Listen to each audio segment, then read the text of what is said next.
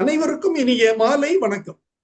Form graduates forum சார்பில் தொடர்ந்து நடத்தப்படும் இன்று ஒரு தொழில்நுட்பம் நிகழ்ச்சிக்கு உங்கள் அனைவரையும் வருக வருக என வரவேற்கிறேன். இன்றைய நிகழ்ச்சி நமது குழுவின் மூலம் நடத்தப்படும் 778வது நிகழ்ச்சியாகும். இன்றைய நிகழ்ச்சி தலைப்பு சமையல் உணவே உணர்வு என்பது ஆகும். இந்த நிகழ்ச்சியை நமக்கு வழங்கிட சிறப்பு விருந்தினராக இங்கே வருகை புரிந்துள்ளார் டாக்டர் ஏ அப்துல் கலாம் அவர்கள். டாக்டர் அப்துல் கலாம் அவர்கள் தமிழ்நாடு அரசின் கால்நடை துறையில் கால்நடை ஆய்வாளராக பணிபுரிந்து வருகிறார். மேலும் அகரம் அக்ரி ரிசர்ச் ஃபவுண்டேஷன் என்ற நிறுவனத்தை நிறுவி அதன் தலைவராக செயல்பட்டு வருகிறார். உடுமலைப்பேட்டையில் அமைந்துள்ள உடுமலை தமிழிசை சங்கத்தின் ஆட்சி மன்ற உறுப்பினராக செயல்பட்டு வருகிறார். மேலும் உணவியல் ஆலோசகராகவும் இயற்கை விவசாய பயிற்சியாளராகவும் பணிபுரிந்து வருகிறார். இத்துடன் இசை இலக்கிய பேச்சாளராக செயல்பட்டு வரும் இவர் உணவின் மூலம் நோய் தீர்க்கும் கலை ஆர்வலர் ஆவார். இவ்வாறு பல பன்முக தன்மை கொண்ட சிறப்பு விருந்தினரை இன்று நாம் இந்த நிகழ்ச்சி மூலம் சந்திக்க உள்ளோம். வாருங்கள், அவருடன் இணைவோம். டாக்டர் அப்துல் கலாம், வணக்கம் சார். ஐயா வணக்கம். வணக்கம். இந்த நிகழ்ச்சி மூலம் உங்களை சந்திப்பதில் மிக்க மகிழ்ச்சி. எப்படி இருக்கீங்க சார்? ரொம்ப நல்லா இருக்கு சார். நீங்க எப்படி இருக்கீங்க? நல்லா இருக்கிறேன் சார். டாக்டர் இளங்கோவன் அவர்கள் தான் உங்களை எனக்கு அறிமுகப்படுத்தி உங்க நம்பரை கொடுத்தாங்க. இந்த வாய்ப்புக்கு மிக்க மகிழ்ச்சி. நிகழ்ச்சிக்கு செல்வோம். டாக்டர், உங்க சொந்த ஊர் எங்க இருக்குது? எனக்கு சொந்த ஊர் பாத்தீங்கன்னா திருப்பூர் மாவட்டம் அமராவதி நகர்ல நான் பிறந்தேன். அமராவதி அணையில. அந்த ஊர் தான் சொந்த ஊர். அப்பா பேரு அப்துல் காதர், அம்மா பேரு ஹைரனிசான்னு சொல்லிட்டு எனக்கு இன்றையோடு சேர்த்து 55வது நாள் பிறந்த நாள் என்று 54 முடிந்து இன்றைக்கு 55வது அகவை தொடங்குகிறது. எனது பள்ளி படிப்பு அமராவதி தொடக்க பள்ளியில படிச்சுட்டு உயர்நிலை பள்ளி குறிச்சிக்கோட்டை பக்கம் ஆறுநிலை பள்ளி அப்படிங்கிற ஒரு பள்ளியில உயர்நிலை முடிச்சு உடுமலை அரசு கலைக்கல்லூரியில பொருளாதாரம் முடிச்சேங்க. அதுக்கப்புறம் தொலைக்கல்வியில எம்ஏ முடிச்சுட்டு கலிபோர்னியாவில் இருக்கக்கூடிய கிரவுன் யூனிவர்சிட்டியில சோசியாலஜி ஆய்வு பண்ணி அதில் பிஹெச்டி முனைவர் மதிப்பு முனைவர் பட்டம் வாங்கினாங்க. அதோட தொடர்ந்து இலக்கிய பணிகள், கலை இலக்கியம். இன்றைய நிகழ்ச்சியின் மூலம் உங்களுக்கு அனைவர் சார்பிலும் பிறந்த நாள் வாழ்த்துக்களை தெரிவிப்பதில் மிக்க மகிழ்ச்சி அடைகிறேன். அதாவது பல்வேறு விஷயங்கள்ல நீங்க முதன்மை பெற்றிருக்கீங்க. இருந்தாலும் கால்நடை துறையில பணியில் இருக்கீங்க. இதுவரை அதற்கு முன்னாடி நீங்க கடந்து வந்த பாதையில் என்னென்ன பணிகள் எல்லாம் செய்திருக்கீங்க? நேரடியாவே துறைக்கு வந்துட்டீங்களா?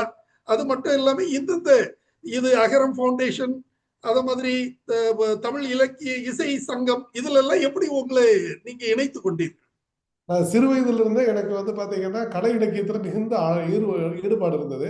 தமிழ் பற்று இருந்தது. அதனால என்னுடைய பார்வைகள் முழுக்க தமிழ் சார்ந்த, சமூகம் சார்ந்த பார்வையா இருந்தது. அது இணைஞ்சு அப்படியே பணியாற்றிட்டு போகும்போது எனக்கு பல்வேறு பகுதிகளில் போய் நிறைய மக்களை சந்திக்கக்கூடிய வாய்ப்புகள் கிடைச்சது தமிழ் உணர்வு காரணமாக. தொடர்ந்து பார்த்தீங்கன்னா பள்ளி கல்லூரி காலங்களே தமிழ் மேடை பேச்சுக்கள்ல எனக்கு ஆர்வம் இருந்ததுனால டாக்டர் சரஸ்வதி ராமநாதன் தான் என்னுடைய முதல் பட்டிமன்ற பேச்சாளருக்கு குருவா இருந்தாங்க. அவங்களை தொடர்ந்து டாக்டர் விஜயலட்சுமி நவநீத கிருஷ்ணன் இசைத்துறைக்கு குருவா இருந்தாங்க. இவங்க 2 பேரும் எந்த நிகழ்ச்சிக்கு வந்தாலும் அவங்களோட நிகழ்ச்சி பார்க்க போயிட்டு அதுல பார்த்து எனக்கு அப்படியே எனக்கு நானும் அவங்கள மாதிரி வரணும் அப்படிங்கிற ஒரு உந்து சக்தியில தமிழ் இலக்கியத்துல நான் தேடுதல் எனக்கு அதிகமாச்சு. அது மக்கள் மத்தியில் என்னை கொண்டு போய் சேர்த்துச்சுங்க. அப்படி பார்க்கும்போது ஒவ்வொரு துறையா நான் கால் பதிக்க வேண்டியதா இருந்தது. நான் கல்லூரி படிக்கிற காலங்கள்ல ஆயுள் காப்பீட்டு கழக முகவரா நான் ஜாயின் பண்ணேன். என்னுடைய தொழில பாத்தீங்கன்னா பள்ளி படிப்பு இருக்கும் போதே விவசாய தொழிலாளியா எனக்கு விவசாயம் பார்க்க போறவங்க கூட சேர்ந்து அவங்க கூட போய் விவசாய பணிகளை தான் செய்வேன். ரொம்ப அது வருமானத்துக்குன்னு இல்லாம அந்த தொழிலை ஒரு எப்படி பண்றாங்கன்னு அதை கத்துக்கணும்னு பள்ளிகள்ல படிக்கிற காலங்கள்லயே வயல் நடவுக்கு களை எடுக்கிறது, அறுக்கிறதுக்கு போனாங்கன்னா அவங்க கூட சேர்ந்து போய் அந்த மாதிரி விவசாய பணிகளை எல்லாம் நான் ஆர்வமா இருந்தேங்க. அதுக்கப்புறம் பள்ளி முடிச்சு கல்லூரி போனதுக்கு அப்புறம் ஆயுள் காப்பீட்டு கழக முகவரா கல்லூரி படிக்கிற காலங்களே இருந்தேன். அது முடிச்சதுக்கு அப்புறம் பாத்தீங்கன்னா ஒரு நீண்ட ஒரு தொடர்பு எனக்கு 36 வயதுல தான் கால்நடை ஆய்வாளர் பணி எனக்கு கிடைச்சது, அரசு பணி கிடைச்சது. அது வரைக்கும் பாத்தீங்கன்னா கலை இலக்கியம், தன்னம்பிக்கை பயிலரங்கங்கள் இந்த மாதிரி எல்லாம் போயிட்டு இருந்தேன். அப்புறம் அரசு பணி கிடைச்சதுக்கு அப்புறம் அதோட தொடர்ச்சிகள் வந்து இலக்கிய பணிகள் கொஞ்சம் பின்னாடி வந்தது. ஏன்னா எனக்கு நேரம் வந்து குறைவா இருந்தது. ஆனாலும் நான் அது கூட இணைஞ்சு போகும்போது சமூகம் என்னை விடல. லைன்ஸ், ரோட்டரி, அப்புறம் சங்கம், இந்த மாதிரி இருக்கக்கூடிய எல்லா பொதுநல அமைப்புகளோடும் நான் இணைஞ்சு பணியாற்றேன். மருத்துவர் சங்கம், ஏகப்பட்ட மருத்துவ முகாம்கள் நடத்தியிருக்கிறோம். நாங்க எல்லா முகாமுக்கும் நான் ஏற்பாட்டாளராக இருந்திருக்கிறேன். அது மாதிரி பார்த்தீங்கன்னா ஒரு விழிப்புணர்வு நிகழ்வு கிராமங்கள் எங்க நடந்தாலும் நான் போயிட்டு வருவேங்க. அதனால மக்கள் தொடர்பு நிறைய இருந்தது. Very good, very good, very good. So நீங்க வந்து இயற்கையாகவே அடிப்படையிலே நீங்க வந்து ஒரு விவசாய குடும்பத்தை சார்ந்தவரா இருக்கீங்க. அதனால உங்களுக்கு விவசாய ஈடுபாடு ஆரம்பத்திலே இருந்திருக்குது. மேலும் அது தொடர்பான பணியிலும் நீங்க இருக்கீங்க. இப்போ அரசு பணி வந்து கால்நடை துறை வந்து வேளாண்மை துறைக்கு சகோதர துறை தான். சோ அந்த வகையில கூட நீங்க விவசாயத்துல ஆர்வலராகவும் அதோட சேர்த்து பயணித்து வந்து கொண்டிருக்கீங்க. சோ இது கூட உங்களுக்கு அக்ரிகல்ச்சர் ரிசர்ச் ஃபவுண்டேஷன் ஆரம்பிக்கிறதுக்கும் ஆர்கானிக் ஃபார்மிங் செய்யறதுக்கும் ஒரு தூண்டுதலா இருந்திருக்கிற ஒரு வாய்ப்பு இருக்கிறதாக நான் பார்க்கிறேன். சரி, இது தவிர நீங்க வந்து விவசாய பயிற்சியில என்னென்ன செய்றீங்க? என்னுடைய மானசீக ஆசான் யாருன்னு பாத்தீங்கன்னா திண்டுக்கல் பிரிட்டோராஜ் தான். அவர் வந்து அரசு பணியும் பார்த்துட்டு எண்ணற்ற பேருக்கு இயற்கை விவசாயத்தை வந்து ஒரு வீடியோவில் கொடுத்துட்டே இருக்காரு. அவர் ஒரு நீர் மேலாண்மைன்னு ஒரு குழுவுல வந்து நான் அவர் கூட கொஞ்ச நாள் பயணம் பண்ணினேன். அந்த பயணம் வந்து எனக்கு அவருக்கு கூட ஒரு நெருங்கிய உறவு ஏற்படுத்துச்சு. அப்புறம் அவரு வந்து ஒரு விவசாய கருத்தரங்கம் வந்து எங்க தோட்டத்துல நடத்தணும்னு நான் வந்து கேட்டேன். நான் இயற்கை விவசாயம் பண்றதுனால அவர் வந்து ஒரு நாள் உங்களை சந்திக்கணும், இவ்வளவு நல்லா நீங்க வந்து முறையா பண்ணிட்டு இருக்கீங்கன்னு என்னை பார்க்கணும்ட்டு ஆர்வம் காட்டினாரு.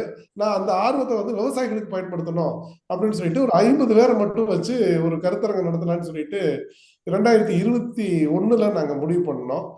டிசம்பர் 31 தேதி சொன்னா கூட அன்னைக்கு ஐயா வந்து என்னோட தோட்டத்துல ஒரு 50 பேரை வச்சு ஆரம்பிக்கணும்னு போகும்போது அவரு கூட வர்றாருன்னு சொன்னதுமே ஒரு 300 பேர் அங்க விவசாயிகள் வந்துட்டாங்க.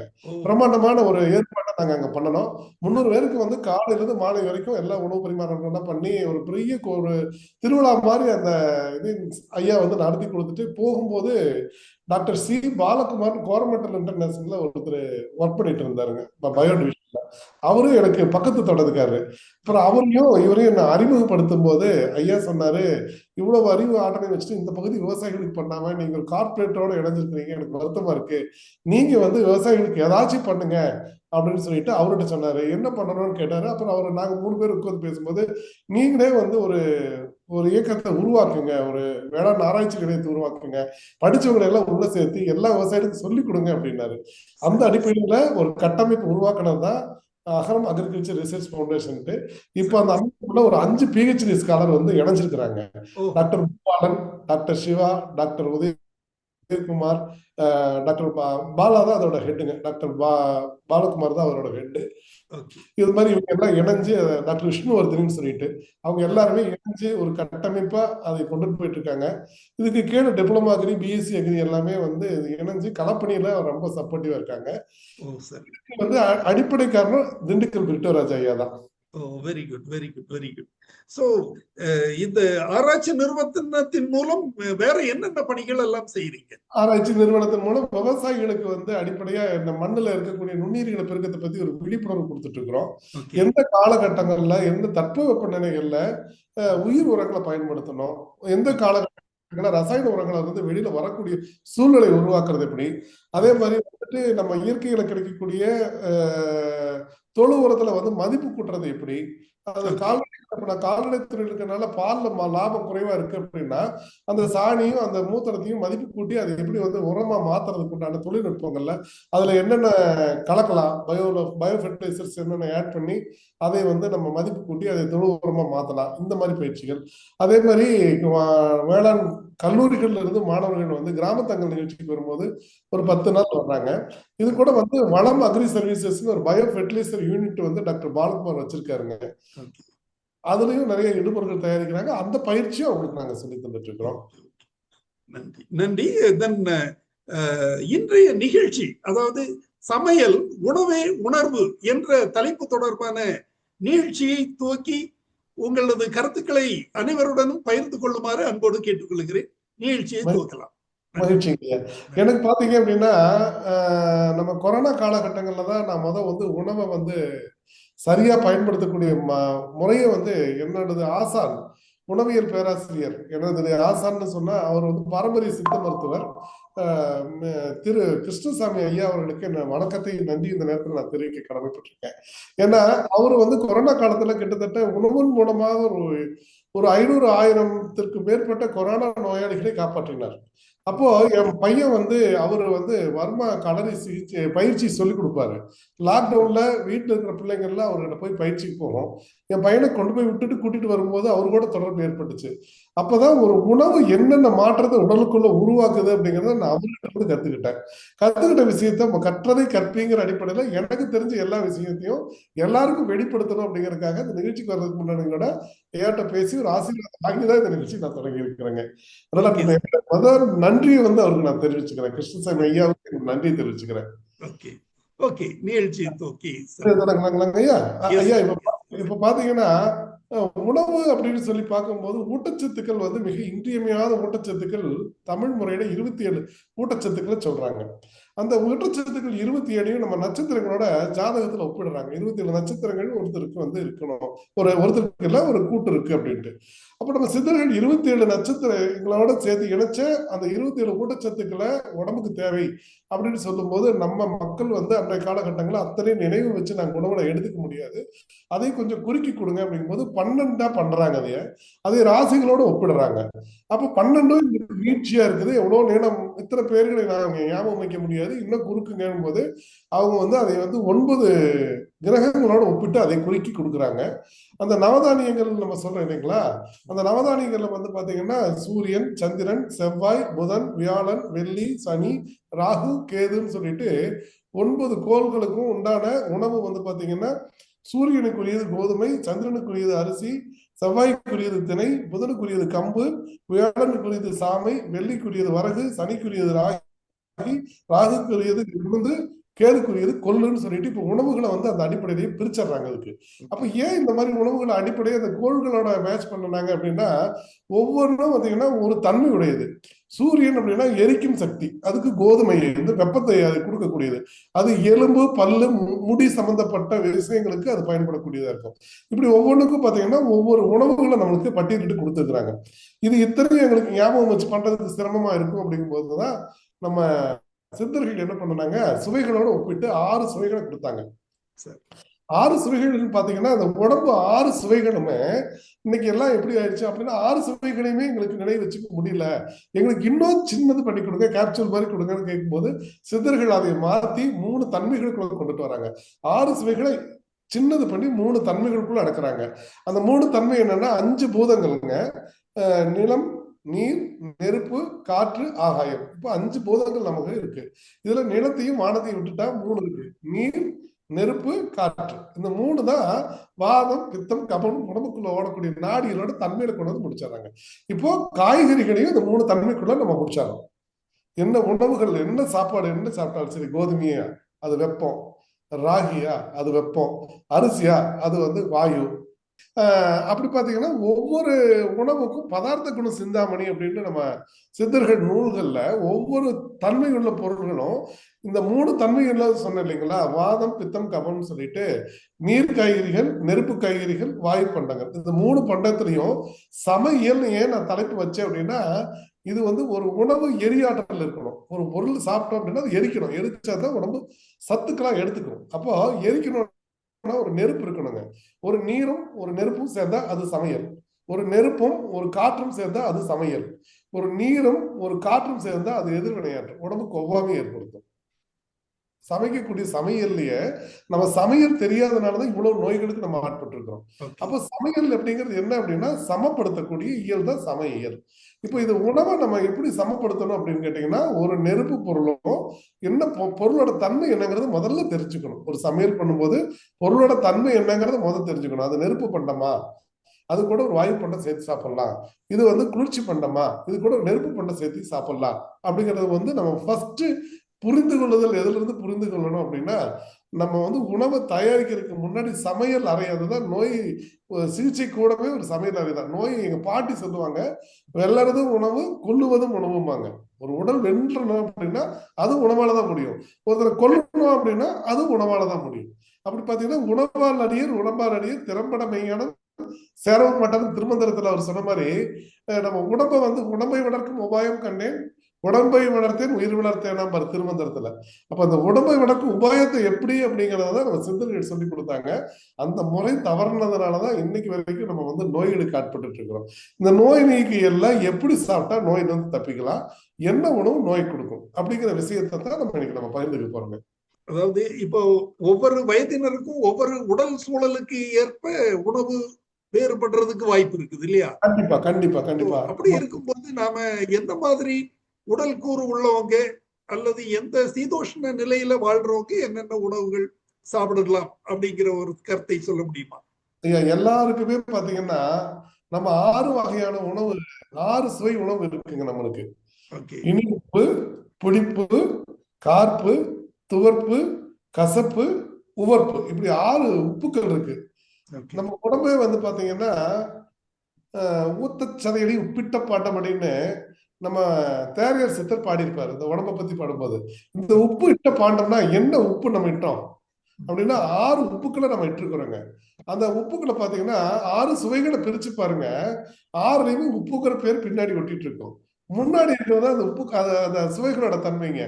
இப்ப சொல்றேன் பாருங்க. இப்ப நீ உங்களுக்கு எளிமையா எல்லாருக்கும் புரியுற மாதிரி சொல்றேன். இனி உப்பு, இனிக்கும் தன்மையுள்ள உப்பு. கச உப்பு 2வதுங்க. 3வது துவர் உப்பு, 4வது புளி உப்பு, 5வது கார் உப்பு, 6வது உவர் உப்பு. இப்ப இந்த 6 உப்புக்கள் தான் நம்ம குடல் வெள்ளைகளால் உறிஞ்சப்பட்டு சத்துக்களா மாறுறது. இனி இருக்கிறது தன்மைதான். அது அந்த சுவையுள்ள சுவையை மட்டும் தான் சொல்றாங்க. அப்போ 6 சுவை உப்புக்கள் நமக்கு வேணும். இப்போ அந்த 6 சுவை உப்புக்கள்ல எந்த சுவை குறையுதோ அந்த உடம்பு நோய்க்கு வாய்ப்படும். இப்ப நம்ம அந்த நோய் நீக்கியல நம்ம 6 வகை சாப்பிட சொல்லல, 6 சுவையை நம்ம சாப்பிட சொல்லிக்கிறோங்க. இப்ப 6 சுவைகள்ல பிரதான சுவை 3 சுவைங்க. எல்லா மனிதனுக்கும், எல்லா விலங்குகளுக்கும், எல்லா உயிர்களுக்குமான ஒரே விஷயம் வந்து பாத்தீங்கன்னா 6 சுவைகள் வேணும் அடிப்படை. இதுல இருந்ததை எல்லாத்தையுமே நம்ம உடம்பு ஆட்டம் எல்லாமே பிரிச்சு எடுக்கும். நம்ம அந்த தன்மைகளை நம்ம வந்து பேசும்போது தொடர்ந்து பயணத்துல நான் சொல்றேன். இப்ப 6 வகையான உப்புக்கள்ல பிரதான உப்புகள் பாத்தீங்க அப்படின்னா இனி உப்பு, கசப்பு, துவர்ப்பு, இந்த 3 தான் பிரதானம். இது புளிப்பு, காரம், உப்பு 3மே வந்து 2வது. இது எடுத்து கொடுக்கக்கூடிய தன்மை உள்ளதா இருக்கும். இது வந்து எப்படி கொண்டு போகணும் அப்படின்னு பாத்தீங்கன்னா நுண்ணூட்டம் பேரூட்டம், நம்ம அக்ரிடைல்ல சொல்ற மாதிரி சொன்னா இது வந்து 3 முதல்ல இருக்கக்கூடியது பேரூட்ட சத்துக்கள். இனிப்பு, கசப்பு, துவர்ப்பு. நல்லா நினைவு வச்சுக்கோங்க. துவர்ப்பும் கசப்பும் நம்ம உணவில் அதிகமாக எடுத்துக்கொள்ள முடியாத இல்லை எடுத்துக்கொள்ள இயலாத ஒரு பொருளாக இருக்கிறது. இப்ப நம்ம வந்து 4 உணவுகள்ல 4 உப்புக்கள் எடுத்துக்கிறோம், 4 சுவைகள் எடுத்துக்கிறோம். இனிப்பு எடுத்துக்கிறோம், புளிப்பு, காரம், உப்பு 4 எடுத்துக்கிறோங்க. அதிகமா நம்ம எடுத்துக்காத ஒரு சுவை வந்து துவர்ப்பு சுவை. இன்னொரு சுவை வந்து கசப்பு சுவை. கசப்பு சுவை கூட சில நாட்கள்ல நம்மளுக்கு நீர்க்கைகள் மூலமா கிடைச்சிருது. ஆனா நமக்கு கிடைக்காத ஒரு சுவை துவர்ப்பு சுவை. இந்த துவர்ப்பு சுவை குறைபாட்டினால் வரக்கூடிய முதல் நிலை நோய் சர்க்கரை வியாதி. இப்ப சர்க்கரை வியாதிக்கு ஆட்பட்டவங்க அத்தனை பேருமே துவர்ப்பு சுவை குறைபாட்டினால் அந்த வியாதிக்கு ஆட்படுறாங்க. கசப்பு இல்ல இல்லையா? கசப்பு இல்லை, துவர்ப்பு தான் பிரதானம். எல்லாருமே சர்க்கரைக்கு எதிர்ப்பு, இனிப்புக்கு எதிர்ப்பு, கசப்புன்னு சொல்லி ஒரு மனநிலையில எல்லாம் கசப்பு சுவை பாவக்காய் எடுத்து ஆரம்பிக்கிறாங்க. அல்லங்க, அடிப்படையான கட்டமைப்பு நம்ம துவர்ப்பு இல்ல.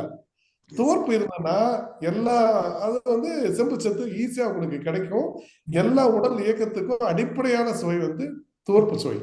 துவர்ப்பை நம்ம தவிர்த்துட்டோம், பற்றாக்குறையினால குறைபாடு ஏற்பட்டுருச்சு. அதனாலதான் சர்க்கரை வியாதிக்கு நம்ம இத்தனை பேர் ஆட்பட்டு இருக்கிறோம். அதுல இருந்து மீண்டு வரணும் அப்படின்னா என்ன பண்ணணும்னா 6 சுவைகளையும் நம்ம வந்து வரிசைப்படுத்தி எடுக்கணும். ஒரு அல்சர் பேஷண்ட் ஒருத்தர் வந்து ஒரு மருத்துவரை போய் பாக்குறாங்கன்னு வச்சுங்களேன், அவர் என்ன சொல்லுவாருன்னு சொன்னா உப்பு புளிக்காரம் கம்மியா சாப்பிடுங்க அப்படின்றாரு. அப்படிதானே சொல்றாங்க. நீங்க வந்து அல்சர் இருக்கு, நான் டாக்டர் போறேன். அல்சரோட முதல் நிலை சர்க்கரை வியாதியின் முதல் நிலை அல்சர். அல்சர் வராம சர்க்கரை வியாதி வராது, ஒருத்தருக்கு வராது. அல்சர் எப்போ வரும் அப்படின்னா துவர்ப்பு சுவையும் கசப்பு சுவையும் உடம்புல குறையும் போது அல்சர் தானா வரும். இப்போ இந்த நோய் வந்து எப்படி நீக்கணும் அப்படின்னா 6 சுவை வேணும் நம்மளுக்கு. இப்ப டாக்டர்கிட்ட போனதையும் அவர் என்ன சொல்றாரு, உப்பு புளி காரம் சாப்பிடாதீங்க, குறைச்சிக்கங்க. நீங்க அப்படி சொல்ற டாக்டர் வந்து துவர்ப்பு கசப்பு இனிப்பு சேர்த்து சாப்பிடுங்க சொல்றது இல்ல. பிரச்சனை எங்க ஆரம்பிக்குதுன்னு பாருங்க. உணவுல எங்க நம்ம பிரச்சனை ஆரம்பிக்குது அப்படின்னா இனிப்பு, ரெகுலரா எடுக்கிறோம், துவர்ப்பு எடுக்கிறது இல்ல, கசப்பு எப்பயாச்சும் எடுக்கிறோம். இப்ப இந்த மூணையும் ஏத்தி சாப்பிட்டா சரியா போயிடும். 10 இயம்னு வைப்பாங்க சித்த மருத்துவத்துல, 10 இயமங்கள்ங்க. ஓகே 6 சுவைகள், 3 தன்மைகள், இந்த வாதம் பித்தம் கபம் 3 தன்மைகள், ஒரு தண்ணி, 3 சேர்த்தா 10 இயம். 10 இயமங்களையும் சரியா செஞ்சா நோய் இல்லைங்க. ஓகே ஏன் சித்த மருத்துவர்கள் வந்து போய் நம்ம பார்க்கும்போது உணவோட இதை சாப்பிடாதீங்க, இது சாப்பிடுங்க அப்படின்னு சொல்லி சிலதை தவிர்க்க சொல்லுவாங்க, சிலது சேர்த்திக்க சொல்லுவாங்க. நம்ம ஆளு உடனே ஐயோ சித்த மருத்துவத்துக்கு போனாலே பத்தி வச்சிருவாங்க, அதனால எனக்கு சித்த மருத்துவம் ஒத்துக்காது, நான் ஒரு டேப்லெட்டை போட்டு என்னை சரிப்படுத்திக்கிறேன்னு சொல்லிட்டு நம்ம ஆளு வருவாங்க. அது அல்லங்க. 10 இயமங்கிறது 6 சுவை சரியா இருக்கணும்.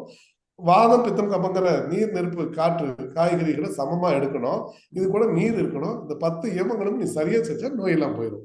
அப்போ எந்த காய்களை அதிகமா சாப்பிட்டதுனால நோய் உருவாச்சோ அந்த காய்களை சாப்பிடாதீங்கம்பாங்க. எந்த காய்கறிகளை சாப்பிடாதனால நோய் உருவாச்சோ அதை மட்டும் சாப்பிடுப்பாங்க. அப்போ உடம்ப சமநிலைப்படுத்துறதுக்காக இவங்க சொல்றதுக்கு பேர் தான் 10 இயமங்கள். அந்த தப்பா புரிஞ்சுக்கிட்டு அதை பத்தியம்னே நம்ம வந்து ஒரு புரிதலை வச்சுக்கிறோம். 10 இயமங்களையும் சரியா செஞ்சா வாழ்நாள் நோய் வராது. அந்த 10 இயமங்களை எப்படி செய்யறதுங்கிறதா இன்னைக்கு நம்ம கூட்டத்தை நம்ம மீட்டிங்கோட நோக்கமா இருக்கும்னு நான் நம்புறேன். ஓகே ஓகே ஓகே இந்த துவர்ப்பு எந்தெந்த காய்கறிகள்ல அல்லது உணவு வகைகள்ல பாத்தீங்கன்னா நான் வந்து அதுக்கு முன்னாடி ஒரு செய்தி பதிவு பண்ணிடுறேன். 6 சுவையும் சாப்பிட சொல்றது பாத்தீங்கன்னா நம்ம வீட்டுல விருந்துன்னு சொல்லிட்டு 6 வகை 8 வகை 10 வகை வகைகளை அடுக்கிறாங்களே தவிர சுவைகள் அடுக்கிறது இல்ல. எல்லாம் ஒரே சுவை. காரமா போட்டாங்கன்னா காரமா எல்லாம் அதுலயே காரத்திலே போயிடும். சில்லி சிக்கன் போடுவாங்க, சில்லி மஞ்சள் போடுவாங்க, அது வாழைக்காயை வந்து அப்படி மீன் மாதிரி பண்ணி அதை கொண்டு வந்து வைப்பாங்க. எல்லாமே வந்து வகைகள் இருக்குமே தவிர அதோட சுவைகள்ல பிரிக்கிறது இல்லை. அவங்க நாக்குக்கு சுவை கேட்கிறாங்களே தவிர வயிற்றுக்கு அவங்க ஈர்க்கிறது இல்லை. ஏன்னா கண்ணு தான் முடிவு பண்ணுது நம்ம என்ன சாப்பிடணுங்கிறத. கண் முடிவு பண்ணுதுங்க, வயிறு முடிவு பண்ணணும் நம்மளுக்கு இது ஆகும் இது ஆகாதுன்னு. குடல் நலமே உடல் நலம். அப்ப குடல் முடிவு பண்றது எதுவோ அதை கொடுக்கணும். இப்ப நம்ம ரொம்ப பாத்தீங்கன்னா இத்தனை 6 சுவைகளை கொடுக்கக்கூடிய விஷயம் ஒரே ஒரு சமையல் இருக்குங்க. இன்னைக்கு நான் ஒரு சமையல் சொல்லித்தரேன். இந்த சமையல் செஞ்சாங்க அப்படின்னால 6 சுவை எளிமையா கிடைச்சிடும். அதுக்கு வந்து நிறைய எல்லாம் செலவு பண்ண வேண்டியதில்லை. 800 ரூபாய் செலவு பண்ணி ஒரு ஆடு கறி 1 கிலோ வாங்கிட்டு வர வேண்டியதில்லை. 400 ரூபாய் செலவு பண்ணி மீனெல்லாம் வாங்கிட்டு வர வேண்டியதில்லை. ரொம்ப எளிமையா 6 சுவை எப்படி கிடைக்கும் அப்படின்னா, கடைஞ்ச பருப்பு ரசங்க. வீட்டுல துவரம் பருப்பு கடைஞ்சா துவர்ப்பு அதுல வந்துருது. அதுல துவரக்கூடிய பருப்பு, அதனால அது துவரம் பருப்பு. ஓ சரி சரி சரி very good. Right right right. நம்ம ஆள் பேர் வைக்கும் போது அதுல ரொம்ப அழகான பேரா இருக்கும். நீங்க 6 சுவை தேடி எங்கேயுமே போக வேண்டியது இல்ல. துவர்ப்பு உள்ள வேணும் அப்படின்னு கேட்டீங்க இல்லையா, அந்த சமையல் நான் சொல்றேன். துவரம் பருப்பு கடைஞ்சிட்டு ரசம் வச்சா 6 சுவை அதுலயே வந்துடும். எப்படின்னா கடைஞ்ச பருப்பே 6 சுவை வரும். நான் சொல்றேன் பாத்தீங்களா, அந்த துவரம் பருப்புல கசப்பு தன்மையும் இருக்கு, துவர்ப்பு தன்மையும் இருக்குதுங்க. நீங்க சிறு கசப்புன்னு சொல்லுவாங்க பருப்புல. அந்த சிறு கசப்பு தன்மை அந்த பருப்புல இருக்கு, துவர்ப்பு தன்மை இருக்கிறதுனால துவரம் பருப்பு. இதுல போடும்போது என்ன பண்ணுவீங்க, உப்பு போடுவீங்க கடையிலுக்கு. மிளகாய் கிள்ளி தான் போடுவோம். நம்ம கடையில பருப்புல பாத்துருக்கீங்களா, அதுல வந்து மிளகாய் கிள்ளி போடுவோம், உப்பு போடுவோம், கொஞ்சம் தக்காளி அது போடுவோம், இல்ல ரசத்துல நம்ம அதை எடுத்துக்கிறோம். சாப்பாடு வந்து இனிப்பு, சர்க்கரைக்கு உண்டானது கலோரிஸ் வந்து அதுல வந்துடும். சாப்பாடு மேல பருப்பு கடைஞ்சு வச்சு சாப்பிட்டோம்னா 6 சுவை வந்துடும். சாப்பாடு சக்கரை இனிப்பு வந்துருச்சு, துவர்ப்பு கசப்பு பருப்புல வந்துருச்சு, உப்பு புளிக்காரம் கொஞ்சமா போடுறோம். இப்போ டாக்டர் போறீங்க ஒரு அல்சர் பேஷண்ட்டுக்கு, நான் முன்ன சொன்ன மாதிரி நீங்க உப்பு புளி காரமா சாப்பிடுங்கன்னா உப்பு புளிக்காரம் குறைச்சி சாப்பிடுங்கன்னா எப்படி சாப்பிட முடியும்? ஏதோ அது அவங்களுக்கு ஒரு மாற்று அல்சர் பேஷண்ட்டுக்கு சொல்லணும் இல்லைங்களா. அவங்களுக்கு சொல்ற விஷயம் என்னவா இருக்குன்னா, கடைஞ்ச பருப்பு சாப்பிடுங்கன்னு சொல்லலாம். கடைஞ்ச பருப்புல நெய் விட்டு சாப்பிட்டாங்கன்னா அல்சரும் குணமாகும். அந்த மசாலா காய்கறிகள் எதுவும் போடுறது இல்லை கடைஞ்ச பருப்புல. அதனால அதுக்கு தேவையான அளவு உப்பு குறைவா தான் பிடிக்கும். நீங்க காய்கறி போட்டு தேங்காய் அரைச்சி ஊத்துறீங்கன்னா, குழம்பு வச்சீங்கன்னா அந்த தேங்காய்க்கு காரத்தை கொடுக்கணும். அப்புறம் மறுபடியும் கொஞ்சம் மிளகாத்தூள் அதுல சேர்த்து போடுவோம். அதுக்கு தகுந்த மாதிரி அந்த காரத்தை அடக்கிறதுக்கு புளியை ஊற்றணும். அதுக்காக மறுபடியும் கொஞ்சம் புளி ஆட் பண்ணுவோம். அந்த புளி அடக்கிறதுக்கு உப்பு போடணும். உப்பு மறுபடியும் ஆட் பண்ணுவோம். இப்போ உப்பு புளிக்காரம் மேலும் தூக்கலா போயிடுச்சு. இப்போ நம்ம என்ன பண்றோம், கடைஞ்ச பருப்புங்கும் போது எதுவுமே அதுல சைட்ல இருக்காது. அப்போ அதுக்கு தேவையான கொஞ்சம் தான் பிடிக்கும். அப்ப கொஞ்சமான உப்பு, கொஞ்சமான காரம், கொஞ்சமான புளிப்பு அதுல இருக்கும். 6 சுவையும் ஒன்னா கூடி குறைஞ்ச செலவுல அதிக ஊட்டச்சத்து உள்ளது கடைஞ்ச பருப்பு. அடுத்து துவர்ப்பு சுவை கூட்டணும் அப்படிங்கும் போது நம்ம என்ன பண்ணணும்னா, வாழை பிஞ்சு எல்லாருமே அதை மறந்துட்டோம். வாழை பழத்தை சாப்பிடறமே தவிர பிஞ்சு வாழைகளை சாப்பிடறது இல்லை. அதே மாதிரி தோல் நீக்காத பிஞ்சு வாழைக்காய் பொரியல், வாழை தண்டு பொரியல், வாழைப்பூ பொரியல், வாழைப்பூ பொரியல் வாரத்துல 2 நாட்களாவது கட்டாயம் எடுக்கணும். இது தவிர அதிகமா துவர்ப்பு சுவை உள்ளது அதிகமா இல்ல. இருக்கு, அது நீர் காய்கறிகள்ல துவர்ப்பு சுவை குறைஞ்ச அளவுல இருக்கு. நீர் காய்கறிகள்ல குறைஞ்ச அளவுல துவர்ப்பு சுவை இருக்கு, கசப்பு சுவை இருக்கு. நீங்க வந்து வெள்ளை பூசணிக்காய், சொரக்காய், இது எல்லாமே பாத்தீங்கன்னா முள்ளங்கி, இவங்க எல்லாமே கசப்பு துவர்ப்பு உள்ள காய்கறிகள். வாரத்துல குறைஞ்சபட்சம் 3 நாட்களுக்கு நீர் காய்கறிகள் சாம்பார் 2 வேளை எடுக்கணுங்க. நீர் காய்கறி தேங்காய் ஊத்தாத சாம்பார். தேங்காய் ஊத்திட்டீங்கன்னா அது பேர் குழம்பு. தேங்காய் ஊத்தாத நீர் காய்கறிகள் சாம்பார் வாரத்தில் 2 வேளை கட்டாயம். நோய் நீக்கியலுக்கு உண்டான முறைகளை சொல்லி தராங்க. 2வது பாத்தீங்கன்னா வாரத்துல 3 நாட்கள்ல நீர் காய்கறி சாம்பார் எடுத்தா 2 நாட்கள் கட்டாயம் கடைஞ்ச பருப்பு ரசம் எடுக்கணும். ஒரு சின்ன குறுக்கீடு, அதாவது தேங்காய் இல்லாத சாம்பார் சொல்றீங்க. எங்க பகுதியெல்லாம் கன்னியாகுமரி மாவட்டத்துல எல்லாம் பிரதான உணவு எந்த உணவா இருந்தாலும் அதுல வந்து தேங்காய் பயன்படுத்துறோம். தேங்காயில உள்ள தீமை என்ன, அதையும் கொஞ்சம் சொன்னீங்கன்னா. அதாவது தேங்காய் நீர் காய்கறிகளுக்கு தேங்காய், மற்ற குழம்புகள்ல தேங்காய் சேர்த்துக்கலாம். இந்த நீர் காய்கறிகள் சாம்பார்னு போகும்போது சாம்பார் வேற குழம்பு வேற, நம்ம அதை வச்சு குழம்பிக்க வேண்டாம். நீர் காய்கறிகளோட தன்மை வந்து தனியாக எடுக்கும்போது சத்துக்கள் அதிகமா இருக்கும், கூட நிறைய சேர்த்துக்கூடாது. நீர் காய்கறி போட்டீங்கன்னா சுரக்கான பருப்பு சுரக்காய் மட்டும்தான், கண்ட காய்கறிகள் கூட சேர்த்துக்கூடாது. அதே மாதிரி வெள்ளை பூசணிக்காய் அப்படின்னா வெள்ளை பூசணிக்காய் மட்டும்தான் நம்ம போடணும். முள்ளங்கினா முள்ளங்கி மட்டும்தான் போடணும். இந்த மாதிரி ஒரு காய் தன்மை உள்ள உணவுகள்ல பட்டியல்ல நீர் காய்கறிகள் 1ஆம் இடத்துல இருக்கிறாங்க. நம்ம உணவுல அதிகமா எடுத்துக்கக்கூடிய உணவு நீர் காய்கறிகள். நான் தேங்காய்க்கு விரோதமாவோ எதிராக சொல்லல, நீர் காய்கறிகள் சாம்பார்ல அதை வேணா சொல்றேன். குழம்பு வைக்கும் போது எடுக்கலாம். வேற குழம்பு ஆட்டி அரைச்சு வைக்கிற குழம்புகள், புளிக்குழம்பு, காரக்குழம்பு, கறி குழம்பு, இந்த மாதிரி எடுக்கிறதுல எல்லாத்துலயுமே தேங்காய் சேர்த்துறது தவறு கிடையாது. இந்த நீர் காய்கறிகளுக்கு மட்டும் தேங்காய் தவிர்க்கிறது கூடுதல் பலன். கூடுதல் பலன், அதனால முழு சத்தும் அப்படியே கிடைக்கும். அது ஒரு செய்தி. அப்போ இந்த நீர் காய்கறி சாம்பார்ல துவர்ப்பு கசப்பு இருக்கு. வாரத்துல 2 நாள் கடைஞ்ச கீரை எடுக்கணும், 2 வேளை எடுக்கணும். இன்னைக்கும் நம்ம ஆளுங்க வந்து கடைஞ்ச கீரைக்கு கடையை சொன்னோம் அப்படின்னா பிரதானம் வெள்ளைப்பூட்டை தட்டி போட்டுறாங்கல்ல. அதே மாதிரி கடைஞ்ச பருப்பு அப்படின்னா வெள்ளைப்பூடை தட்டி உள்ள போட்டுறாங்க. இது 2மே எதிர்வினையாற்றக்கூடிய விஷயமா இருக்கு. இப்ப பருப்பு கடையிறது அப்படின்னு சொல்லும் போது அதுக்கு நம்ம பருப்பு நான் சொல்லும் போது நான் ரசம் சேர்த்து சொல்லிட்டே வந்திருப்பேன். நீங்க கவனிச்சிருந்தீங்கன்னா தெரிஞ்சிருக்கும். கடைஞ்ச பருப்பு ரசம்னு சொல்லுவோம். அப்ப அந்த கடைஞ்ச பருப்பு ரசத்துல நீங்க பூண்டு புளியில எவ்வளவு வேணாலும் பூண்டு போட்டு எடுத்துக்கிட்டா அந்த புளி வந்து பாஸ்பரஸா கன்வெர்ட் ஆகி உடம்புக்கு கொடுக்கும். நீங்க பருப்போட போட்டீங்கன்னா அந்த பாஸ்பரஸ் தன்மை இழந்து அது சல்பரா கன்வெர்ட் ஆகும். அப்போ உங்க உடம்புக்கு ஒவ்வாமை ஏற்படுத்தும். வயிற்றுல வந்து அல்சர் இருந்ததுன்னா அதை வந்து சீராக்காது, அது கடந்து போயிடும். நீங்க உண்ண சோறு உடம்புல ஒட்டாதுன்னு சொல்லி ஒரு பழமொழி கேள்விப்பட்டிருக்கீங்களா? அந்த சோறு உடம்புல ஒட்டாதுன்னா ஏன்னா நீங்க வெள்ளைப்பட போட்டீங்கன்னா அது கிளாஸ் பண்ணி போயிடும், ஊட்டச்சத்து எடுக்க முடியாது உடம்பால. அதாவது வழக்கமாக இந்த பருப்பு சேர்க்கும் போது எல்லாமே பூண்டு சேர்க்கணும்னுட்டு அது ஒரு பழக்கம், சமையல்ல பருப்புகள் எல்லாம் வாயு தன்மை, அந்த வாயுத்தன்மையும் எடுக்குது. அது மட்டும் இல்ல அதோட துவர்ப்பு தன்மையும் எடுத்துருது இல்லையா? அதோட சத்துக்களை இழக்க வைக்குது. அப்போ நம்ம என்ன சொல்றோம், எந்த பருப்புகளையுமே நம்ம தவிர்க்க சொல்லல, பூண்டையும் நம்ம தவிர்க்க சொல்லல. பூண்டை ரசமாக்கிட்டு ரசத்தோட சேர்த்து எடுக்கலாம். பருப்பை வந்து கடந்து பருப்பை நெய் விட்டு சாப்பிடுறது மிகச்சிறப்பு. சரி, இதற்கு கொழுப்பு சத்து உடம்புல அதிகமா இருக்கு அப்படின்னா அவங்க எண்ணெய் சாப்பிடாதீங்க, பருத்தது பொரிச்சது சாப்பிடாதீங்க, அப்படி எல்லாமே சொல்லிட்டு வருவோம். ஆனா நான் சொல்றேங்க, யாராச்சும் இந்த நம்ம இதுல வந்திருக்கிறவங்களுக்கு உடம்புல கொழுப்பு இருந்ததுன்னா கடைஞ்ச பருப்புல நெய் விட்டு சாப்பிடுங்க. 15 நாள் சாப்பிட்டுட்டு டெஸ்ட் பண்ணிட்டு சொல்லுங்க, கொழுப்பு குறையும். ஆனா நான் சொல்ற முறை கடைஞ்ச பருப்பு நான் சொல்ற முறையில கடைஞ்சிட்டு பூண்டு போடாம கரைஞ்சிட்டு ரசத்துல நிறைய பூண்டு போட்டு 2 சேர்த்து சமையல் பண்ணி எடுக்கணும். ஏன்னா பருப்பு வாயு, ரசம் ஹீட்டு வெப்பம், இந்த ரசத்தோட எரிப்புத்தன்மை பருப்போட காட்டுத்தன்மை சமநிலைப்படுது. நம்ம எடுக்கிற உணவுகள் எல்லாமே சமையலா ஆகணும். சமையல் ஆனாதான் உடம்பு வந்து ஆரோக்கியமா இருக்கும். நீங்க வெறும் கடைஞ்ச பருப்பு மட்டும் சாப்பிட்டுட்டு சார் அப்படின்னா பலன் கொடுக்குமானா கொடுக்காது, எதிர்வினையாற்றும். அதுக்கு பயந்துருந்தா நம்ம பெண்கள் எல்லாம் என்ன பண்றாங்கன்னா பூண்டை 2 பூண்டை தட்டி உள்ள போடுன்னு சொல்லிட்டு அதுல போட்டு விட்டுட்டு அது ஒன்ன தள்ளி விடலான்னு பாக்குறாங்க. அந்த ஒண்ணு இங்க இருக்கிறது எல்லாத்தையும் முடிச்சுட்டு போயிடும்.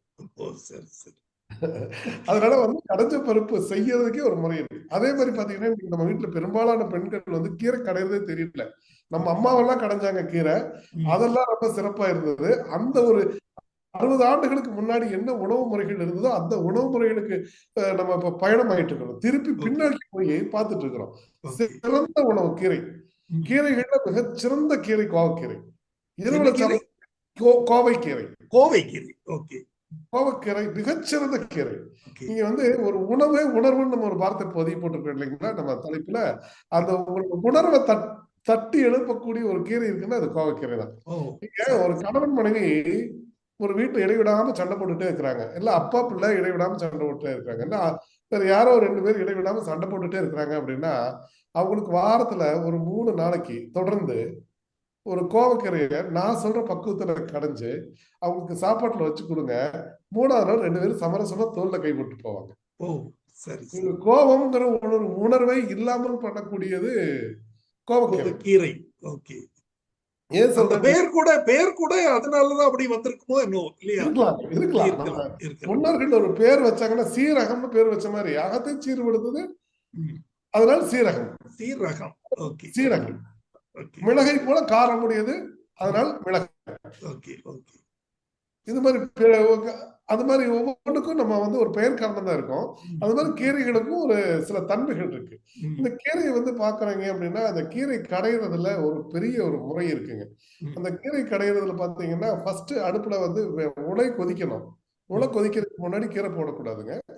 என்ன அல்சர் பேஷண்டா இருந்தாலும், மூலவியாதி உள்ளவங்களா இருந்தாலும், உடல்ல வெப்பம் அதிகமான இருந்தாலும், உணவு ஒவ்வாமை ஏற்பட்டவங்களா இருந்தாலும், உடல் ரொம்ப மெலிந்தவர்களா இருந்தாலும், பித்தத்தினால் ஏற்படக்கூடிய வியாதி உள்ளவர்களாக இருந்தாலும், நான் சொல்ற முறையில 2 நாள் 3 நாட்களுக்கு தொடர்ந்து 2 வேளை காலை மதியம் 2 வேளை மட்டும் இந்த கீரையை வந்து நான் சொல்ற முறையில பயன்படுத்தினாங்க அப்படின்னா 3வது நாள் மூலவியாதி கண்ட்ரோல் ஆகும்.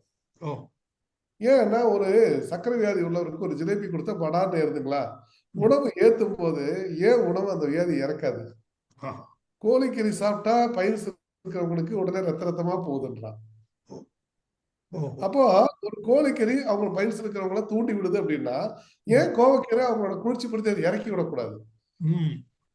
ரொம்ப சரி. ரொம்ப எளிமையான விஷயம். நீங்க வந்து ஃபுட் அலர்ஜி ஆயிடுச்சு, வயிறு பொறுமிட்டே இருக்கு, என் வயித்தை வந்து சரிப்படுத்தணும் அப்படின்னா கோவக்கீரையை வந்து நல்ல உலை கொதிக்கும் போது 4 பச்சை மிளகாய், 2 ஸ்பூன் சீரகத்தை போட்டு அந்த தண்ணி கொதிக்கிறதுக்கு முன்னாடி உலை வந்ததையுமே கீரையை அது மேல போட்டு நல்லா கரண்டி வச்சு அமுத்தி விட்டுட்டு அது மேல 2 ஸ்பூன் கடலை எண்ணெயை அது மேல அப்படியே விடணும். ஓகே. 2 ஸ்பூன் கடலை எண்ணெய் விட்டு திறந்த நிலையில நல்லா வேக வைக்கணும்.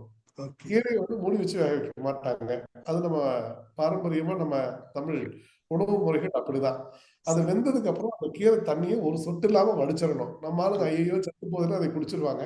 கீரையில தேவையற்ற உப்புக்களோட தன்மை அதிகமா இருக்கும். அவ்வளவையும் எடுத்து ஃபில்டர் பண்ணக்கூடிய பலம் நம்ம நெப்ரான்ஸ் கிட்னிக்கு இல்லை, பத்தாது.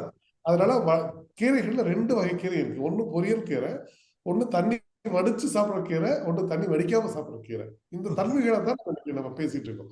இப்போ கடையிற கீரை எல்லாமே தண்ணி வடிச்சிடணும். தண்ணி வடிச்சிட்டு அந்த கீரையை நம்ம நல்லா கடைஞ்சிட்டு இறக்கி அதுல பச்சை வெங்காயத்தை தட்டி போட்டு அந்த சாப்பாட்டு மேல எடுத்து வச்சுட்டு அந்த சாப்பாட்டு மேல வச்ச கீரை மேல 2 ஸ்பூன் வந்து நம்ம தேங்காய் எண்ணெய், சுத்தமான தேங்காய் எண்ணெய் 2 ஸ்பூன் விட்டு பிசைஞ்சு, இதுக்கு சைட் டிஷ் எதுவுமே இருக்கக்கூடாதுங்க. சாப்பிட்டு 2 மணி நேரம் எதுவுமே சாப்பிடக்கூடாது. டீ சாப்பிட்டங்க, பிளாக் டீ சாப்பிட்டங்க, வடை சாப்பிட்டங்க, அந்த மாதிரி எல்லாம் எதுவுமே இல்லாம இந்த கீரையை மட்டும் 3 நாளைக்கு தொடர்ந்து கொடுத்தா அவங்களுக்கு வந்து கணவன் மனைவி சண்டை பாத்தீங்களா, அந்த கோபத்தன்மை ஓடி போயிடும், உடம்பு விட்டு ஓடிடும். அவங்க ரொம்ப சந்தோஷமா குடும்பம் நடத்துவாங்க. இருக்கிற நோய் கட்டுப்பாட்டுக்குள்ள வரும். அவங்க என்ன செஞ்சாலும் என்ன அடுத்து செய்ய போறங்கிற ஒரு திடமான நல்ல முடிவு எடுக்கிற அளவுக்கு அவங்களுக்கு பக்குவமாயிருவாங்க. அந்த உணர்வை தூண்டக்கூடிய கீரை தன்மை கோவைக்கீரைக்கு இருக்கு. கோவைக்கீரை. சோ கோவைக்கீரை பத்தி இவ்வளவு சொல்றீங்க சார். கோவை கீரைக்குள்ள தன்மை கோவை காய்க்கு இருக்குதா? காய்க்கு இருக்குங்க ஐயா, இல்லைன்னு இல்ல, குறைச்சு மதிப்பிட முடியாது. ஆனா இந்த மாதிரி கீரைகள் இருக்கக்கூடிய தன்மை அளவுக்கு காயில இருக்காது. இல்ல. ஓகே. கீரையில் இருக்கிற தன்மை வேற, காய்கறிகள் இருக்கிற தன்மை. இப்போ நான் உங்களுக்கு ஒரு சின்ன உதாரணம் சொன்னா உங்களுக்கு அது புரியும். நம்ம வேப்ப மரம் பார்த்துருக்கீங்களா? வேப்ப மரத்துல அல்லது மாமரம், ஏதோ ஒரு மரம், அந்த மரத்தோட கொழுந்து எல்லாம் கொழுந்து என்ன நிறத்தில் இருக்கும்? செம்பு நிறத்தில் இருக்குங்களா? ஆமா ஆமா, காப்பர் கலர்ல இருக்கும். காப்பர் கலர்ல இருக்கும். காப்பர் கலர் இருக்குன்னா அது காப்பர் சத்துங்க ஐயா. உங்களுக்கு உடம்புல சத்து வேணும், காப்பர் சத்து வேணும். அந்த எடை கிள்ளி தண்ணியில போட்டு கொதிக்க வச்சீங்கன்னா டைரக்டா காப்பர் நீங்க சாப்பிடலாம். ஓ, சரி சரி சரி. ஓகே. 2வது நல்ல பச்சையா இருக்குது. அந்த பச்சை எடுத்து இலையை எடுத்து கொதிக்க வச்சிருந்தீங்கன்னா அது வந்து பாஸ்பரஸா உங்களுக்கு கிடைச்சிடும். ஓ, சரி சரி, ஓகே. வெள்ளிச்சத்து கிடைக்கிறது. பாதரச சத்து வெள்ளிச்சத்துன்னு சொல்லுவாங்க. அது அந்த வெள்ளிச்சத்து கிடைக்கணும். இலை நல்ல பச்சையமா இருக்கக்கூடிய இடத்துல எடுத்தீங்கன்னா வெள்ளிச்சத்து கிடைக்கும். மூணாவது பழுத்த இலை, அதுல ஒரு சத்துமே இருக்காது. பாஸ்பரஸ் போயிடுச்சுன்னா சல்ஃபரா கன்வெர்ட் ஆயிரும். ஓகே. சல்ஃபர் சத்துனா கருகிற இலை. இப்போ ஒரே மரத்துல இருக்கக்கூடிய இலைகள்ல இத்தனை தன்மையை மாறும். வித்தியாசம் இருக்குது, வித்தியாசம் இருக்குது. அது மாதிரி காய்கறிகளையும் கீரைகளையும் அதோட நிலைக்கேற்ப தன்மை மாறும். கொழுந்து போடுற இடத்துல கொழுந்துதான் போடணும், முத்தல் போடுற இடத்துல முத்தல் தான் போடணுங்க. நம்ம உணவு முறைகள் அப்படிதான் நம்மளுக்கு பிரிச்சு கொடுத்தாங்க நம்ம முன்னோர்கள். அது மாதிரி பாத்தீங்க அப்படின்னா ஒரு விஷயம் ரொம்ப நல்ல விஷயமா இருக்கும். பொதுவா இன்னைக்கு இருக்கக்கூடிய விஷயங்கள்ல ரொம்ப மனிதன் வந்து இன்னைக்கு அதிகமா பாதிக்கப்படக்கூடிய சமையல்ல பாதிக்கப்பட்டு இன்னைக்கு பெரிய துயரத்தில் ஆழ்ந்து இருக்கக்கூடிய ஒரு விஷயம் அப்படின்னு கேட்டீங்கன்னா சர்க்கரை வியாதி. 60 ஆண்டுகள் 70 ஆண்டுகளுக்கு முன்னாடி இருந்த அளவுக்கு இன்னைக்கு ஆரோக்கியமா இருக்கிறோமா அப்படிங்கிறது ஒரு பெரிய கொஸ்டின் இருக்கு. இன்னொரு 25 ஆண்டுகள் கழிச்சு 100% நம்ம சர்க்கரை வியாதிக்கு ஆட்பட்டுருமா? இன்னைக்கு பிறந்த குழந்தையிலிருந்து அத்தனையும் என்ன காரணம் அப்படின்னு தேடி பார்த்தோம்னா ஒரே ஒரு விடை மட்டும்தான் நம்மளுக்கு கிடைக்குங்க. ஆட்டின மாவு, ஆட்டிய மாவு, அரைச்ச மாவு. இதுல என்ன பிரச்சனைன்னு கேட்டீங்கன்னா நம்ம ஆட்டின மாவுலயோ அரைச்ச மாவுலயோ எந்த பிரச்சனையுமே இல்லை. அந்த மாவை எப்படி பயன்படுத்துறோங்கிறது தான் பிரச்சனை. நம்ம ஒரு காலத்துல எல்லாமே இல்ல, ஆட்டிய மாவுங்கிறது கொஞ்சம் புளிப்புத்தன்மை இருக்கும் இல்லையா? அங்கதான் நீங்க பாயிண்ட் பிடிச்சிட்டீங்க. நான் சொல்ல வரத நீங்க பாயிண்ட் பிடிச்சிட்டீங்க. இப்ப என்னன்னு கேட்டீங்கன்னா ஒவ்வொரு மனிதனுக்கும் துவர்ப்பு சுவை யாருக்கெல்லாம் குறையுதோ அவங்களுக்கு புளிப்பு சுவை எதிரி. ஓகே. துவர்ப்பு சுவை குறைஞ்சு புளிப்பு சுவை கூடனா உடம்பு எதிர்வினையாட்டும். ஓகே. அப்போ அந்த சுவைகளை அடிப்படையா வச்சு உடம்ப பிரிக்கும் போது இந்த சுவை வந்து புளிப்பு சுவை வந்து தயிர், பால், மோர், மோர், தயிர். நம்ம பெண்கள் எல்லாம் இன்னைக்கு பாத்தீங்கன்னா ரொம்ப எளிமையா இருக்கக்கூடிய விஷயம் என்னன்னா மாவு ஆட்ட வேண்டியது, தோசைக்கல்ல வைக்க வேண்டியது, அதுல வார்க்க வேண்டியது, சாப்பிட வேண்டியது. ஐயா நீங்க ஒரு பரிசோதனைக்கு பயன்படுத்துங்க. எத்தனை பேர் இருந்தாலும் சொல்லுங்க சர்க்கரை வியாதிக்காரங்க இருந்தாங்கன்னா தோசை தான் சர்க்கரை வியாதியை உருவாக்கிய முதல் காரணி. என்னால தோசை மேல அவ்வளவு பகிரங்கமா குற்றம் சாட்ட முடியும். சரி சரி. நீங்க வந்து ஒரு தோசைய அவங்க வந்து ஆட்டி அன்னைக்கு சொல்றது கிடையாது. ரெண்டாவது பாத்தீங்கன்னா ஃப்ரிட்ஜ்ல புளிக்க வச்சு ஃப்ரிட்ஜ்ல வச்சு மறுபடியும் அந்த நுண்ணுயிர்கள் எல்லாம் இறந்து அது நொதித்தல்ல இறந்து ஆல்காலிக் ஆசிடா மாறி திருப்பியும் ஒரு கெட்டு போன உணவை சூடு வடி மறுபடியும் நம்ம உள்ளே அனுப்புறோம். இது செரிமான கோளாறுக்கு அடிப்படை கட்டமைப்பு. சர்க்கரை வியாதியின் முதல் காரணம் செரிமான கோளாறு. அப்ப செரிமானத்தை சீராக்குவதை விட்டுட்டு எதுவெல்லாம் செரிமானம் ஆகாதோ அதையே கொடுத்து வெளியே தள்ளுறோம். அப்போ சத்துக்களை பிரிச்சு எடுக்க முடியல உடம்புனால. நான் அப்பயே சொன்னேன் உண்ற உணவு உடம்புல ஒட்டணும் அப்படின்னு என்னங்கன்னா குடல் வேலைகள்ல போய் அது உறிஞ்சும் திறன் இருக்கணும். அது உணவா மாறி சத்துக்களா மாதிரி எடுக்கணும். நம்ம கொடுக்குற கெட்ட உணவுகள் வந்து அப்படியே கழிவா போகுமே தவிர உடம்புல ஒட்டாது. அப்போ உடம்புக்கு தேவையான ஊட்டச்சத்து குறைபாடுகள் ஏற்படும் போது கடையும் தன் வேலையை நிறுத்தம் செய்கிறது. அதுக்கு தேவை ஊட்டச்சத்து பத்தல அது வேலை ஸ்ட்ரைக் பண்ணுது. அதுக்கப்புறம் தான் உங்களுக்கு எல்லா பிரச்சனையும் ஆரம்பிக்குது. அப்ப நம்ம சீரா இருந்தோம் அந்த உணர்வை தூண்டக்கூடிய உணவுகள் கொடுக்கணும்.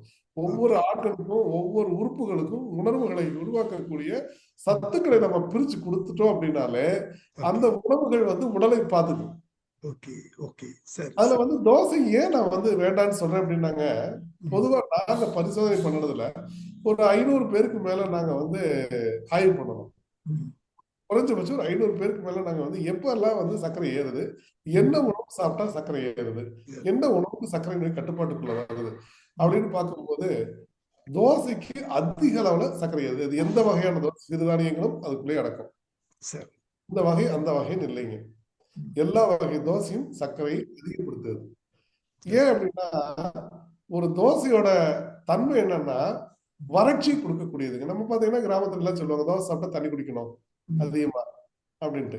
உளுந்தோட தன்மை என்னன்னு கேட்டீங்கன்னா பயிர்கள்ல வந்து உளுந்த வந்து காம பெருக்கின்னு சொல்லுவாங்க.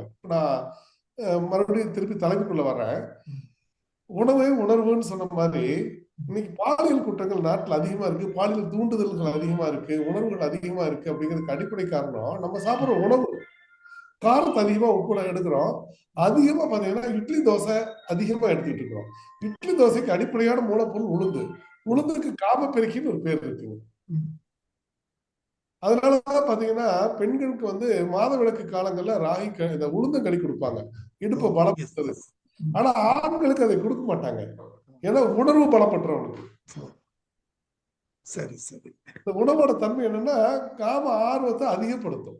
அப்போ உணர்வுகளை பலப்படுத்தும் போது அவங்க உடம்புல அந்த எண்ணங்கள் அதிகப்படுச்சுன்னா குற்றங்கள் அதிகமாயிரும். இன்னைக்கு இவ்வளவு பாலியல் குற்றங்கள் சின்ன வயசுல 8ஆம் கிளாஸ் 6ஆம் கிளாஸ் படிக்கிற பெண்கள் எல்லாம் வன்புணர்வுக்கு உட்படுத்துறாங்கன்னா அதுக்கு எல்லாம் காரணம் அவர்கள் சாப்பிட்ட உணர்வு. உணவு அந்த உணர்வு அதை தூண்டுது. அப்போ குற்றம் யார் இழைக்கிறாங்கன்னா சாப்பாட்டுல குற்றம் இழைக்கப்படுது. சாப்பாடு, நம்ம சாப்பிடுற சாப்பாடு நம்மளுக்கு என்ன பண்ணணுமோ அதை பண்ணாம எது பண்ணக்கூடாதோ அதை பண்ணுது. ஒரு உதாரணம் சொல்லட்டுங்களா? குதிரைக்கு கொள்ளு வேக வச்சு கொடுப்பாங்க, பாத்துருக்கீங்களா? ஆமா. ஏங்க கொள்ளு கொடுக்குறாங்க? கொள்ளு வந்து காமத்தை அடக்கக்கூடிய தன்மை உள்ளது. அப்ப குதிரைகள் வந்து பாத்தீங்கன்னா நம்ம வந்து காமத்துக்கு உண்டான சிம்பிளா குதிரையத்தான் சொல்லுவாங்க. அந்த அடிப்படையில் பாத்தீங்கன்னா குதிரைகளுக்கு வந்து அந்த வேகம், ஆண் குதிரை பார்த்தா பெண் குதிரை ஓடிடும், பெண் குதிரை பார்த்தா ஆண் குதிரை ஓடி போயிடும்.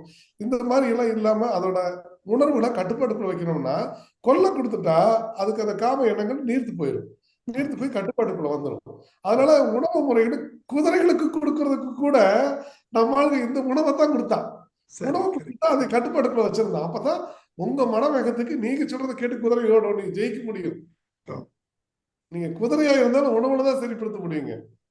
நீங்க அதை விட்டுட்டு வேற உணவு கொடுத்தீங்கன்னா அது வேற வேலை பார்க்கும். அந்த ஒரு உணர்வை தூண்டக்கூடிய உணவுகளை விட்டுட்டு உணர்வை கட்டுப்படுத்தி வைக்கக்கூடிய உணவுகளுக்குள்ளதான் நம்ம போகணும். அது மாதிரி பாத்தீங்கன்னா இன்னைக்கு வந்து மூளைக்கு நல்ல வேலை கொடுக்கணும் அப்படின்னா இன்னைக்கு பாத்தீங்கன்னா எல்லாம் கணிப்பொறி சார்ந்து வேலைக்கு வந்துட்டாங்க, எல்லாமே கணினி சார்ந்த வேலைக்கு வந்துட்டாங்க. இவங்களுக்கு எல்லாம் பாத்தீங்கன்னா மூளை பலம், மூளை சோர்வு ஏற்படுது, ரொம்ப டயர்டாயிடுறாங்க. இவங்களுக்குரிய உணவு என்னன்னு கேட்டீங்கன்னா மொச்சை பயிர். வாரத்துல 3 நாட்களாவது மொச்சை பயிர் வேக வச்சு தாளிக்காம சாப்பிடணும்.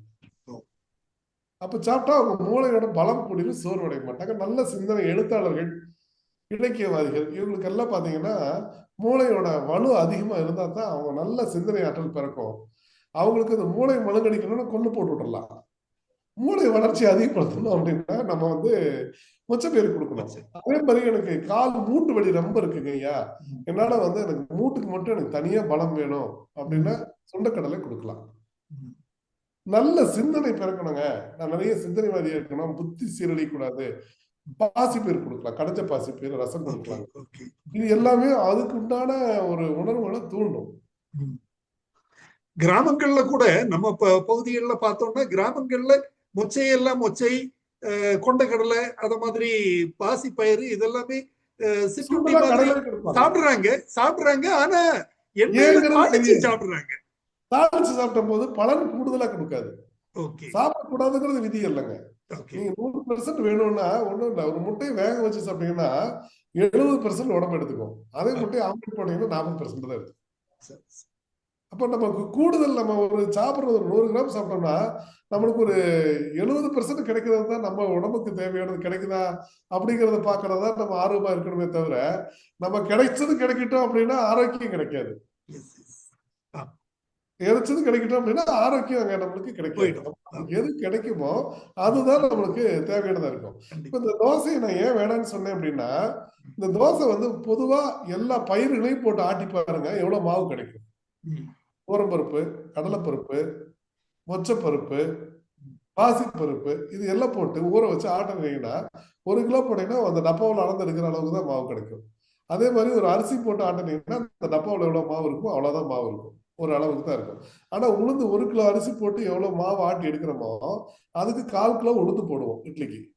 அந்த 1/4 கிலோ மாவு போட்டு இட்லி ஆட்டினா அந்த ஆட்டாங்கல்ல நிறைய மாவு ஆயிரும். நீங்க அரிசி 1 கிலோ போட்டு ஆட்டி எடுத்த அளவுக்கு அதே அளவுக்கு மாவு வந்து அதுல கிடைக்கும் நம்மளுக்கு. அந்த மாவை என்ன பண்றோம் அப்படின்னா நம்ம ரெண்டையும் சரியா போட்டு கலக்கி எடுத்துறோம். இது வந்து இருக்கிறதே 1/4 கிலோ மாவு 1 கிலோ ஆகணும்னா அவ்வளவு தண்ணி எடுத்து அவ்வளவு மாவு ஆயிருக்கு. 6 மடங்கு தண்ணி அதுக்குள்ள எடுத்து வச்சுக்கும். இது இட்லியா அவிக்கும் போது மறுபடியும் 6 மடங்கு தண்ணி எடுத்து வேகும். இட்லி குடிமடத்துக்கு ஊத்துனீங்கன்னா குடியில இருந்து உப்பி இருக்கு இட்லி. அப்ப இட்லியை சாப்பிடும் போது அது உங்களை வந்து பாதிக்காது. இதே தோசைகள்ல வார்க்கும் போது ஒரு தோசை நம்ம சரிங்களா. அப்ப அந்த ஒரு தோசையை என்ன பண்றோம் அப்படின்னா கல்லுல வார்க்கும் போது அத்தனை தண்ணி ஆவியா போயிடுது. ஒரு உணவுல நம்ம தமிழரோட உணவு பழக்கம் பாத்தீங்கன்னா நொதித்தலும் குடித்தலும் தான். கூழானாலும் குடித்து குடி. குடிக்கிறது பழைய சாப்பாடு தான் நம்மளோட உணவு முறையிலேயே இருந்தது. நீராகாரம் தான். அந்த நீராகாரங்கள் மாறினதுக்கு அப்புறம் கஞ்சி ஆகாரங்களா மாறுச்சு. அந்த கஞ்சி ஆகாரம் மாறினதுக்கு அப்புறம் சாப்பாடுக்கு சாம்பார், ரசம், மோர்னு 3 ஐட்டம் வந்தது. இப்ப பாத்தீங்கன்னா இந்த 3 ஐட்டத்துல ஒரு கரண்டி சோறு வைப்போம், 2 கரண்டி சாப்பாடு ஊத்துவோம். ஒரு கரண்டி சோறு வைப்போம், 2 கரண்டி ரசம் ஊத்துவோம். ஒரு கரண்டி சோறு வைப்போம், ஒரு 2 கரண்டி அல்லது 3 கரண்டி மோர் ஊத்தி கரைச்சு. இப்ப சாப்பாடு எந்த அளவு போச்சோ அந்த அளவுக்கு தண்ணி உள்ள போகுது. கடைசியில தண்ணி குடிப்போம். இப்ப பாத்தீங்கன்னா தண்ணியோட அளவு இவ்வளவு அதிகமா இருக்கும். ஆனா தோசைக்கு சாப்பாட்டுல கெட்டிய ஒரு சட்னி வைப்போமா, நீர் அங்க வந்து 30% 40% கொடுக்கக்கூடிய நீர் நின்றுச்சு. ஒரு சட்னியோ ஏதோ ஒரு சாப்பாடோட நிறுத்திக்கும். எந்த காய்கறி அதுல வந்து சாப்பாடுக்கு பாத்தீங்கன்னா காய்கறி இருக்கும், ஏதோ ஒரு பொரியல் இருக்கும், இல்லைன்னா சாம்பார்ல ஏதோ ஒரு காய்கறி போட்டிருக்கும். நம்ம தோசைக்குன்னு வெகுவான வீட்டுல பாத்தீங்கன்னா ஏதோ ஒரு தக்காளி சட்னியோ அல்லது தேங்காய் சட்னியோ அதோட நம்ம நிறுத்திக்கிறோம். அப்போ அந்த இடத்துல எந்த காய்கறியும் அதுக்கு வர்றதில்ல, இருக்கிற நீரையும் அது இழந்துருது. இரவுல சாப்பிட்டோம் அப்படின்னா உடம்பு வந்து அது செரிமானம் பண்ண முடியாம ஈரலை பிடிச்சி வேலை பாரு எனக்கு சீக்கிரம் செரிக்கணும்னு அதை போட்டு அடி அடி அடி அடிச்சு அவங்கள டார்ச்சர் பண்ணி அவனோட வேலை அதிக வேலையில ஈரல் சோர்ந்து அதுக்கப்புறம் கணையம் பாதிச்சு அதுக்கப்புறம் சர்க்கரை வியாதி உருவாக்குது. நீங்க இருந்தாங்க அப்படின்னா சர்க்கரை வியாதி உள்ளவங்க இருந்தாங்கன்னா என்ன மாத்திரம் வேணாலும் எடுத்துக்கிட்டோம், இரவுல தோசை சாப்பிட்டு காலையில சர்க்கரை டெஸ்ட் பண்ண சொல்லுங்க, 100 பாயிண்ட் கூட்ட காட்டும். தோசை கட் பண்ணிட்டு சாப்பாடு சாப்பிட சொல்லுங்க, 100 பாயிண்ட் குறைவா காட்டும். இது எல்லாமே நம்ம ஒரு ஆய்வு பண்ணி தோசை வந்து சர்க்கரை வியாதி மட்டும் இல்ல, ஈரல் சம்பந்தப்பட்ட செரிமானம் சம்பந்தப்பட்ட யாருக்குமே தோசை ஒரு நல்ல உணவு அல்லங்கிற பட்டியல நம்ம அதை கொண்டு வந்து நிப்பாட்டி வைக்கிறோம். இந்த விழிப்புணர்வு வந்துட்டாலே உடல் வந்து சீராயிரும். இதே மாதிரி சிறுநீரக கோளாறுல பாதிக்கப்படுறதுக்கு அடிப்படை காரணம் தோசை. அது உப்பு தன்மை அதிகம் நமக்கு. ஏன்னா நீரோட உப்பு இருக்கு, அந்த உப்பு பூராமே நம்ம தண்ணியில ஆவியானதுக்கு அப்புறம் இருக்கிற படிமானங்கள் மட்டும்தான் எடுக்கிறோம். இது வந்து ரொம்ப வெப்பமான ஒரு பொருள். இன்னும் சொல்ல போனா இட்லி வாயு பொருள், தோசை வெப்பம். ஒரே மாவுதான் பார்க்கிற விதத்துல தன்னோட தன்மை மாத்திக்குதுங்க. அதனால வந்து இந்த ஒரு ஆகாத ஒரு உணவு பட்டியல் இருக்கிறது தோசை தான். அந்த உணவு இட்லி சாப்பிட்டுக்கலாம் இல்லையா சார்? சாப்பிட்டுக்கலாம், ரொம்ப மகிழ்ச்சி சாப்பிடலாங்க. ஆனா ஒரே ஒரு கண்டிஷனோட, நைட் ஆட்டினா காலையில சாப்பிட்டா காலையில ஆட்டினா நைட் சாப்பிடணும். நீங்க ஃபெர்மெண்டேஷன் பண்ணி புளிக்கி வச்சு ஃப்ரிட்ஜில் வச்சு 7 நாளைக்கு சாப்பிட்டோம் அப்படின்னா இட்லியும் எதிர்வினையாற்றும். சரி சார். நம்ம முன்னோர்கள் என்ன பண்ணனாங்க அப்படின்னா காலையில நைட் ஆட்டி வச்சிருவாங்க, காலையில ஏதாவது பொங்கல் தீபாவளி ஏதாவது விசேஷங்களுக்கு தான் நம்ம வந்து இட்லி எடுத்துக்கிட்டு இருந்தாங்க. இன்னைக்கு தினந்தோறும் தீபாவளி கொண்டுற மாதிரி மாவில்லைன்னா குடும்பமே இல்லை அப்படிங்கிற பெரிய ரணகலமாகிற அளவுக்கு ஆயிப்போச்சு. ஆனா மாவு சார்ந்த பொருள்களை தவிர்க்க தவிர்க்க தவிர்க்க உணவு உடலும் ஆரோக்கியம் அடையும், உணர்வுகள் பலப்படும். ஒரு குடும்பத்துல நான் அப்படியே சொன்ன மாதிரி கோபம் இருக்கு, கணவன் மனை பிரச்சனைக்கு கீரை கடைஞ்சி கொடுக்க சொன்னேன் இல்லைங்களா, அதே மாதிரி நல்லா இருக்கிற குடும்பத்தை முடிச்சுட்டோம்னு முடிவு பண்ணனா அதுக்கும் காய்கறிகளை போட்டா முடிச்சுட்டு ஒண்ணும் இல்லை. 2 பேரும் ரொம்ப அந்நியமா இருக்காங்க, ரொம்ப சந்தோஷமா இருக்காங்க, நம்மளுக்கு தாய்க்க முடியும்னா அவங்களுக்கு ஒரு வாரத்துக்கு தொடர்ந்து பீட்ரூட் பொரியலும் ரசமும் வச்சு சாப்பாடு போடுங்க, அவங்களுக்கு தானா சண்டை வந்துடும். அந்த கோப உணர்வை தூண்டி விடக்கூடியதும் காய்கறிகள் தான், உணர்வை குறைச்சு விடக்கூடியதும் காய்கறிகள் தான். அதே மாதிரி பாத்தீங்கன்னா உணவுகள்ல நம்ம முக்கியமா ஒரு கவனிக்க வேண்டிய விஷயம் என்ன அப்படின்னு கேட்டீங்கன்னா, எந்த உணவோட எந்த உணவு சேர்ந்தா உடல் ஆரோக்கியம், எந்த காய்கறிகளோட எந்த உணவோட எந்த உணவு சேரக்கூடாது அப்படிங்கிறது நம்ம பிரதானமா பார்க்கக்கூடிய ஒரு விழிப்புணர்வு இல்லாத ஒரு விஷயமா எனக்கு இருந்துச்சு. ஒரு உதாரணத்துக்கு சொன்னோம் அப்படின்னா, அசைவு சாப்பிடும் போது கோழி சாப்பிட்றாங்க இல்லைங்களா, கோழிக்கறி சாப்பிடும் போது கண்டிப்பா ஒரு உருளைக்கிழங்கு சேர்த்து சாப்பிடணும். ஏன்னா கோழி சூடு, உருளைக்கிழங்கு வாயு. உருளைக்கிழங்கு சமைக்கும் போது எல்லாமே எனக்கு உருளைக்கிழங்கு பூரிக்கு வச்சு சாப்பிட்டுட்டு எனக்கு கேஸ் பிடிச்சிச்சுன்னு சொல்லுவாங்க. கேஸ் எல்லாம் பிடிக்காது. அது ஒரு சின்ன ஒரு திருத்தம் பண்ணிட்டாங்கன்னா உருளைக்கிழங்கு ஒரு மூட்டை சாப்பிட்டான்னு ஒண்ணு பண்ணாது அவங்கள. உருளைக்கிழங்கு தோலோட சாப்பிடணும், நல்லா கழுவி போட்டு தோலோட கட் பண்ணி போட்டு சாப்பிட்டா உருளைக்கிழங்கு வாயு தொந்தரவை கட்டுப்படுத்தி விடும். மருந்து அங்கதான் இருக்கு, உணவும் அங்கதான் இருக்கு. உருளைக்கிழங்கு தோலை நீக்கிட்டீங்கன்னா அது வாயுவா மாறிடும், கெட்ட காற்றா மாறும், கார்பனா மாறும். காட்டுனா வாயு பிடிச்சிச்சு, என்ன காத்து நம்மளுக்கு பிடிக்க போகுதுங்க. ஒரு காலத்துல கிராமத்துல எல்லாம் லைட் வர காலத்துக்கு முன்னாடி எல்லாம் பேய் பிடிச்சுக்குன்னு சொல்லுவாங்க இல்லைங்களா, இப்பெல்லாம் பேய் காணும். சொல்லுவாங்க சொல்லுவாங்க. ஆமா. பேய் பிடிச்சிச்சு, பேய் வந்து காத்து கருப்பு பிடிச்சிச்சுன்னு சொல்லுவாங்களாங்க ஐயா. ம். ஆமா. சொல்லுவாங்களா பேய்க்கு காத்து கருப்பு? கண்டிப்பா கண்டிப்பா சொல்லுவாங்க. காத்து கருப்பு, கருப்பான காத்து நீங்க என்னங்க சொல்லுவீங்க சயின்ஸ்ல? ஆமா, காத்து கருப்பு. இப்ப கருப்பான காத்துக்கு இப்ப நம்ம என்ன பேர் வைக்கலாங்க? கருப்பான காத்து, வண்டியில இருந்து புகை வருது இல்லைங்களா? ம். அந்த கருப்பான காத்து என்னங்க? நம்ம கார்பனை வந்து என்ன சொல்லுவோம்? கார்பன். ஓகே ஓகே ஓகே, சரி சரி.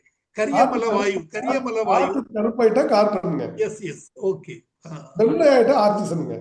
ஓகே. இப்ப கருப்பான காத்து, நம்ம ஆளுங்க ஒரு நல்ல பேர் வச்சாங்க. அவனுக்கு பேய் அமுத்திருச்சு, காத்து கருப்பு போட்டு அமுத்திருச்சுன்னா, காத்து கருப்பு அவன் தின்ன உணவுல ஆக்சிஜனா மாறுறது எல்லாமே கார்பனா மாதிரி அவனை போட்டு அமுத்தி போடுச்சு. ஓகே. இந்த பேயும் இல்லைங்க. எல்லா காத்து கருப்புமே நம்ம உடம்புக்குள்ள சாப்பிடுற உணவு, அது காத்த கருப்பா மாத்துச்சுன்னா நோய்ங்க, காத்த வெளுப்பா மாத்துச்சுன்னா அது நலம்ங்க. நல்லது. இப்ப நலமடையணும் அப்படின்னா நம்ம ஒரு சின்ன உணவுல உருளைக்கிழங்க தோல் நீக்கிட்டீங்கன்னா காத்து கருப்பா மாறிடும்.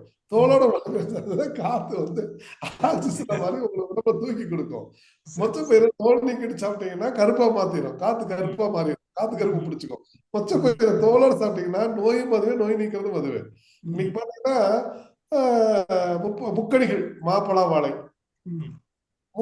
சர்க்கரை வியாதி இருக்கிறவங்க மாம்பழம் சாப்பிடக்கூடாது, பலாப்பழம் சாப்பிடக்கூடாது, வாழைப்பழம் சாப்பிடக்கூடாதுன்னு ஒரு பெரிய ஒரு வரைமுறை வச்சிருக்கிறாங்க. நான் சொல்றேன் மூணுமே சாப்பிடுங்க. வியாதி அங்கதான் இருக்குது, தீர்வு அங்கேயே இருக்குது. வாழைப்பழத்துல தோல்ல இன்னர் லேயர்ல பாத்தீங்கன்னா துவர்க்கும். பழம் சாப்பிட்டு இன்னர் லேயர் அப்படியே ஒழிச்சு எடுத்துக்கலாம். வரும் சாப்பிட்டீங்கன்னா, பழம் சாப்பிட்டீங்கன்னா ஒண்ணும் பண்ணாது. பலாப்பழம் சாப்பிட்டுட்டு அந்த கொட்டையை வறுத்து பலாப்பழம் சாப்பிட்டு எத்தனை சொல்ல சாப்பிட்றீங்களோ அத்தனை விதை சாப்பிட்டீங்கன்னா சமநிலை ஆயிரும், உங்களுக்கு சர்க்கரை ஏற்றாது. மாம்பழத்தை சாப்பிட்டுட்டு மாம்பழம் பருப்பு இருக்கு பாத்தீங்கன்னா, அதை உள்ள உடைச்சு அந்த பருப்பு எடுத்து சாப்பிடுங்க, உங்களுக்கு சர்க்கரை ஏற்றாது, சமையல் ஆயிரும், உடம்பு சமநிலைப்பட்டுரும். சரி சரி. உணர்வை சரிப்படுத்தக்கூடியது. வியாதியும் அங்கதான் இருக்குதுங்க, மருந்தும் அங்கேயும் அதுலயேதான் இருக்கு. நம்ம மருந்த பூரா நீக்கிட்டு வியாதியை மட்டும் எடுத்துக்கிறோம். நவாப்பழம் அருமையான ஒரு துவர்ப்பு சுவை. நம்ம அந்த பழத்தை போட்டு தூண்டு அந்த கொட்டை பூரா துப்பி போட்டு போயிடும். இருக்கிறதுலே விஞ்ஞானத்துல மேலான விஞ்ஞானம் வந்து நவாப்பழ கொட்டையில இருக்கு. அவ்வளவு துவர்ப்பு சுவை. அதை வந்து நம்ம பயன்படுத்தணும், சட்னியா பயன்படுத்தலாம், துவர்ப்பு சட்னியா எடுத்துக்கலாம். கடலைப்பருப்பு நிறைய வச்சு நான் நவாப்பழ கொட்டை கூட வச்சு அரைச்சோம் அப்படின்னா அருமையான ஒரு நவாப்பழ சட்னி கிடைக்குங்க. இது வந்து உடம்பு அவ்வளவு ஆரோக்கியமா வச்சிருக்காங்க. நேரம் அப்படியே பாத்தீங்கன்னா ஒரு ஊசி, இன்னும் ஒண்ணு சொல்றேங்க, நாங்க யாராச்சும் ரத்த அழுத்தத்துல பாதிக்கப்பட்டிருந்தாலோ, உடல் வலிகள்ல பாதிக்கப்பட்டிருந்தாலோ, அவங்க உணர்வு என்னன்னா பித்தம் அதிகமா சொல்றது, வெப்பம் மேல் நோக்கி நிற்கும். இந்த பித்தத்தை உடனே நிறுத்தணும். இன்னைக்கே எனக்கு நான் வந்திருக்கேன் சார், எனக்கு ஹை ப்ரெஷரா இருக்கு, எங்களோட உங்களோட எல்லாம் என்னால டிராவல் பண்ண முடியாது, உங்களோட பேச முடியாது, அப்படியே படபடன்னு வர்றாருன்னா 2 நார்த்தாங்க ஊறுகாய், 2 பீஸ் நார்த்தாங்க ஊறுகாய்ங்க, 2. ஐயா கேக்குதுங்களா? ஆமா, 2 பீஸ் இல்லையா? 2 பீஸ் நார்த்தாங்க ஊறுகாய், 1 கப்பு தயிர் சாதம் கொடுங்க. அரை மணி நேரத்துல அவர் எவ்வளவு சாஃப்டா மாறுறாருன்னு பாருங்க. இது லைவ் நான் சொல்றேன். இந்த நம்ம சித்தர்கள் மருத்துவத்துல இவ்வளவு மருந்தா தான் நம்ம சாப்பிட்டுட்டு இருந்தோம். நார்த்தங்காய் வந்து இருக்கிற காய்கள்ல இப்ப வந்து பிரஷர் பேஷண்ட் வந்து ஊறுகாய் சாப்பிடக்கூடாது அப்படிங்கிற ஒரு விஷயத்த சொல்றாங்க. எந்த ஊறுகாய்னு சொல்லணும், நம்ம என்ன ஊறுகாயை நம்ம பயன்படுத்திட்டு இருக்கிறோம். எலுமிச்சங்காய்க்கு என்னென்ன இருக்குது, யூடியூப் இன்னைக்கு வந்து உலகத்தை கெடுக்கிறத பெரிய விஷயம் வந்து யூடியூப் சமையல் கொண்டுட்டு வந்து அந்த அம்மாவுக்கு என்னெல்லாம் தப்பா செய்ய தெரியுதோ அதையெல்லாம் செஞ்சுறாங்க. இன்னைக்கு நான் அப்பவே சொன்னேன், கடையிற கீரை வேற, பொரிக்கிற கீரை வேற. நான் அப்படியே சொன்னேன், கடையில வடிச்சு சாப்பிட்ற கீரை வேற, அவிச்சு சாப்பிட்ற கீரை வேற. முருங்கைக்கீரைய பொரியல் தான் பண்ணி சாப்பிடணும், அதை வந்து கடைஞ்சு சாப்பிடக்கூடாது. சுக்குட்டி கீரையை பொரியலா தான் சாப்பிடணும், மணத்தக்காளி கீரையை அதை வந்து கடைஞ்சு சாப்பிடக்கூடாது. நம்ம ஆளுங்க இப்ப யூடியூப் சமையல்ல போட்டுட்டு முருங்கைக்கீரை கடைவது எப்படி, இதுதான் இன்னைக்கு போயிட்டு இருக்கு. இன்னைக்கு இதே பார்த்து நம்ம வீட்டுல எல்லாம் எங்க முருங்கைக்கீரை கடையில அம்மா வாங்கன்னு சொல்லிட்டு அதுக்கு 10 கிடைச்ச கடை மாதிரி எவ்வளவு கெட்டியான கீரை, முடியலை படுத்து மிக்சியில போட்டு அதுக்கு ஒரு லோடை போட்டுவிட்டு 4 சுத்தி சேர்த்தி விட்டு அதை அது அல்லங்க, அது தன்மை வேலை செய்யாது, உடம்பு எடுக்காது. முருங்கைக்கீரை கொஞ்சம் கொஞ்சமா தான் செரிக்கணும், கொஞ்சம் கொஞ்சமா தான் உடம்பு எடுக்கும், நீங்க நேரம் எடுக்காது. அதே மாதிரி கடைஞ்ச கீரையை தொய்யக்கீரை, சிறுகீரை, அரைக்கீரை, இந்த கீரைகள் எல்லாமே பாத்தீங்க அப்படின்னா, கோவக்கீரை, இவங்க எல்லாமே பாத்தீங்க அப்படின்னா கடைஞ்சா தான் உடம்பு எடுக்கும், பொரிச்சா உடம்பு எடுக்காது, அது தள்ளி விட்டுரும். அது தண்ணி வந்து வடிச்சிட்டு கிடையாது, தண்ணியை வேக வச்சு அப்படியே சாப்பிடணும். இப்போ ஒரு கீரைகளோட தன்மையை சில உணர்வுகளை வந்து ஊட்டக்கூடியதா இருக்கு, அந்த மாதிரி சில விஷயங்கள் எல்லாமே நம்ம வந்து பார்க்க வேண்டியதா இருக்குங்க. ஓகே, சரி சார், ரைட் ரைட். தென் கருத்துக்களை சொல்லும் போது மனதில் எழுந்த ஒரு கேள்வி என்னன்னா, வழக்கமாக இப்ப வந்து நாம் உட்கொள்ளுகிற உணவுகள்லயே சிறந்த உணவு அப்படின்னு சொல்லி இட்லியை சொல்றாங்க. இப்போ அதுக்கு எந்த அளவுக்கு இது விஞ்ஞான பேக்ரவுண்ட் இருக்கு அப்படிங்கிறது தெரியாது. ஆனா அதுல வந்து அந்த புளிப்பு தன்மையை முக்கியமா சொல்றாங்க. அதாவது இந்த சிறு பாசி உளுந்து அதுல சேர்றது வந்து ஒரு நல்ல விஷயமா சொல்றாங்க. அதே மாதிரி அந்த புளிப்புத்தன்மை வந்து கட் பாக்டீரியாவை இன்க்ரீஸ் பண்ணுது. அதனால அது வந்து ரொம்ப சிறந்த உணவு அப்படின்னு சொல்லி சொல்றாங்க.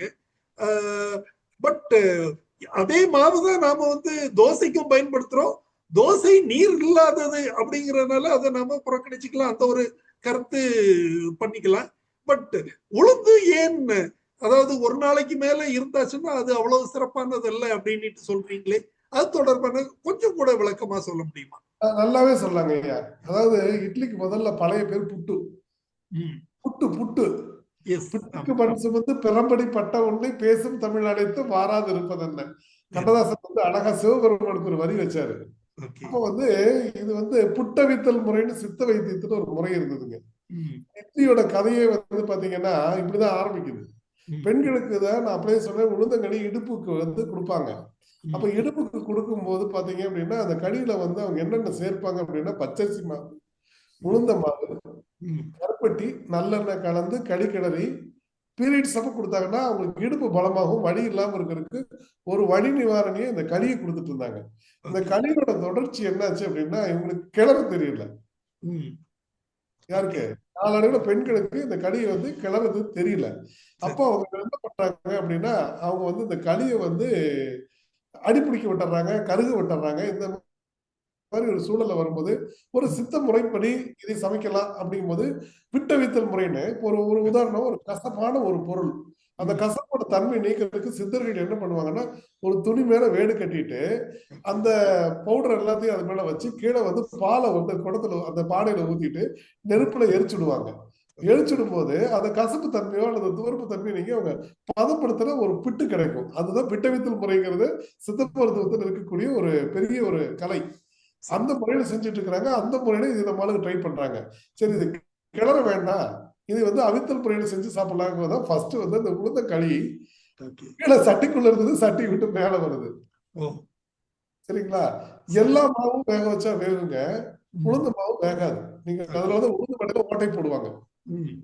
நீங்க எல்லா வடையும் தட்டி போடுவாங்க, உளுந்த வடையில மட்டும் சென்டர்ல ஒரு ஓட்டை போட்டுதான் அந்த ஓட்ட வடை தான் போடுவாங்க. ஏன்னா பையன் பகுதி வேகாது உளுந்து எப்பவுமே. சரி சரி, அதனால இவங்க என்ன பண்றாங்கன்னா ஒரு கோலை வச்சு அந்த களி வந்து சட்டிக்குள்ள இருந்த களியை மேல கொண்டுட்டு வர்றாங்க. சரி, இந்த முறையில தான் இட்லி வர்றாங்க நமக்குள்ள. அது அப்புறம் பரிணாம வளர்ச்சி என்று இட்லி அது ஒரு குஷ்பு இட்லி வரைக்கும் வந்துருச்சு. 200-300 வகையான இட்லி நான் சொல்றேன் அப்படின்னு. எல்லா முறைகளுமே தவறான முறைகள். எப்படின்னா நம்ம செய்யற முறைகள் தவறு. இட்லி தப்பு சொல்லவே முடியாதுங்க.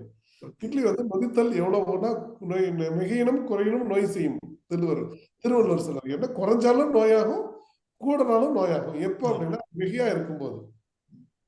அப்போ நீங்க வந்து புளிப்பு சுவைங்கிறது எவ்வளவு எடுக்கிறீங்கன்னு சொல்லி நான் முதல்ல உங்களுக்கு சொன்னேன். துவர்ப்பு சுவை குறைந்த எல்லாருக்கும் புளிப்பு சுவை எதிரி. அது இட்லியா இருந்தாலும் சரி, அம்மாவா இருந்தாலும் சரி, அது யாரா இருந்தாலும் சரி, எந்த இடத்துல எல்லாம் உங்க உடம்புல துவர்ப்பு சுவை குறைபாடு ஏற்படுகிறதோ அங்கெல்லாம் புளிப்பு சுவை எதிரி. அந்த புளிப்பு சுவை இட்லியில இருக்கு. கொதித்தல்ல அந்த அளவுக்கு புளிப்பு சுவை ஏற்றிடணும். அப்போ ஒரு நாளுக்கு அப்படின்னா நம்ம அது அந்த அளவுக்கு நம்ம போதும் அப்படிங்கிற அளவுக்கு இருக்கும். அது அடுத்த நாள் அப்படிங்கும் போது இன்னைக்கு அது தொடர்ச்சியா என்ன ஆயிடுச்சுன்னா நம்ம வந்து குளிர்சாதன பெட்டியில வைக்கக்கூடிய பழக்கத்துக்கு ஆனதுக்கு அப்புறம் நம்ம நொதித்தல்ல இருக்கக்கூடிய நுண்ணுயிர்கள் இறந்து அழுகி ஆல்கஹாலிக் ஆசிட் மாதிரி அந்த கெட்ட உணவை நம்ம சாப்பிடணும். ஒண்ணும் இல்லைங்க, ஒரு சின்ன உதாரணம். நீங்க ஃபெர்மெண்டேஷன் ஆகுதுன்னு குழம்பு இட்லி மாவுக்கு இவ்வளவு சப்போர்ட் பண்ணீங்க இல்லையா? ஒரு சாம்பார் வச்சு வெளியே வச்சுட்டு சூடு வேணாம சாப்பிடுங்களே பார்ப்போம், அது ஃபெர்மெண்டேஷன் தானே? அதை மட்டும் ஏன் புளிக்குது கெட்டு போச்சுன்னு வெளியே கொட்டுறீங்க? போயிடுது கண்டிப்பா. அந்த சுவை தான் காரணம்னு நினைக்கிறேன். கெட்டு போனது தெரியுது, சாம்பார் கெட்டு போறது தெரியுது, இது தெரியல. தெரியல, அதுதான் பிரச்சனை. இப்போ இது தெரிஞ்சுக்கிட்டா நம்ம பிரச்சனை. தெரிஞ்சுக்கிட்டா அந்த தப்பை செய்ய மாட்டோம். குழம்பு கொதிக்க வச்சு அதே சமையல் தான் பண்றோம். அதே உளுந்து மாவையுமே வைங்கண்ணே, பருப்பு அடைப்பருப்பு வைங்க.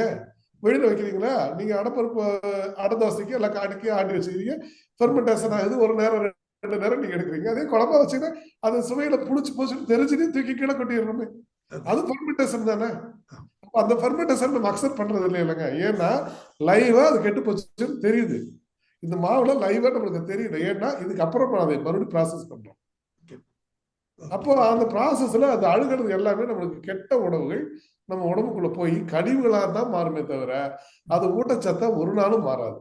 இன்னைக்கு இட்லிக்கு ஆதரவா பேசிட்டு இருந்த அத்தனை அலோபதி மருத்துவர்களும் இன்னைக்கு இட்லிக்கு எதிராக ஒரு கான்செப்ட் வந்துட்டு இருக்கிறாங்க.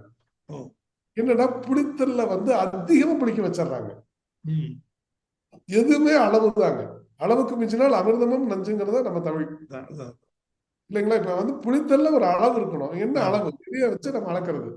இவ்வளவுதான் புளிக்கணும் அப்படின்னா 6 ஹவர்ஸ்க்கு மேல எந்த உணவும் நல்ல உணவு அல்ல. ஆனா ஒரு இடத்துல புளித்தல்ல தமிழன் அடிச்சுக்கிறதுக்கு யாருமே கிடையாது. உலகத்திலே மிகச்சிறந்த உணவு மறுவடை கஞ்சின்னு சொல்லுவாங்க.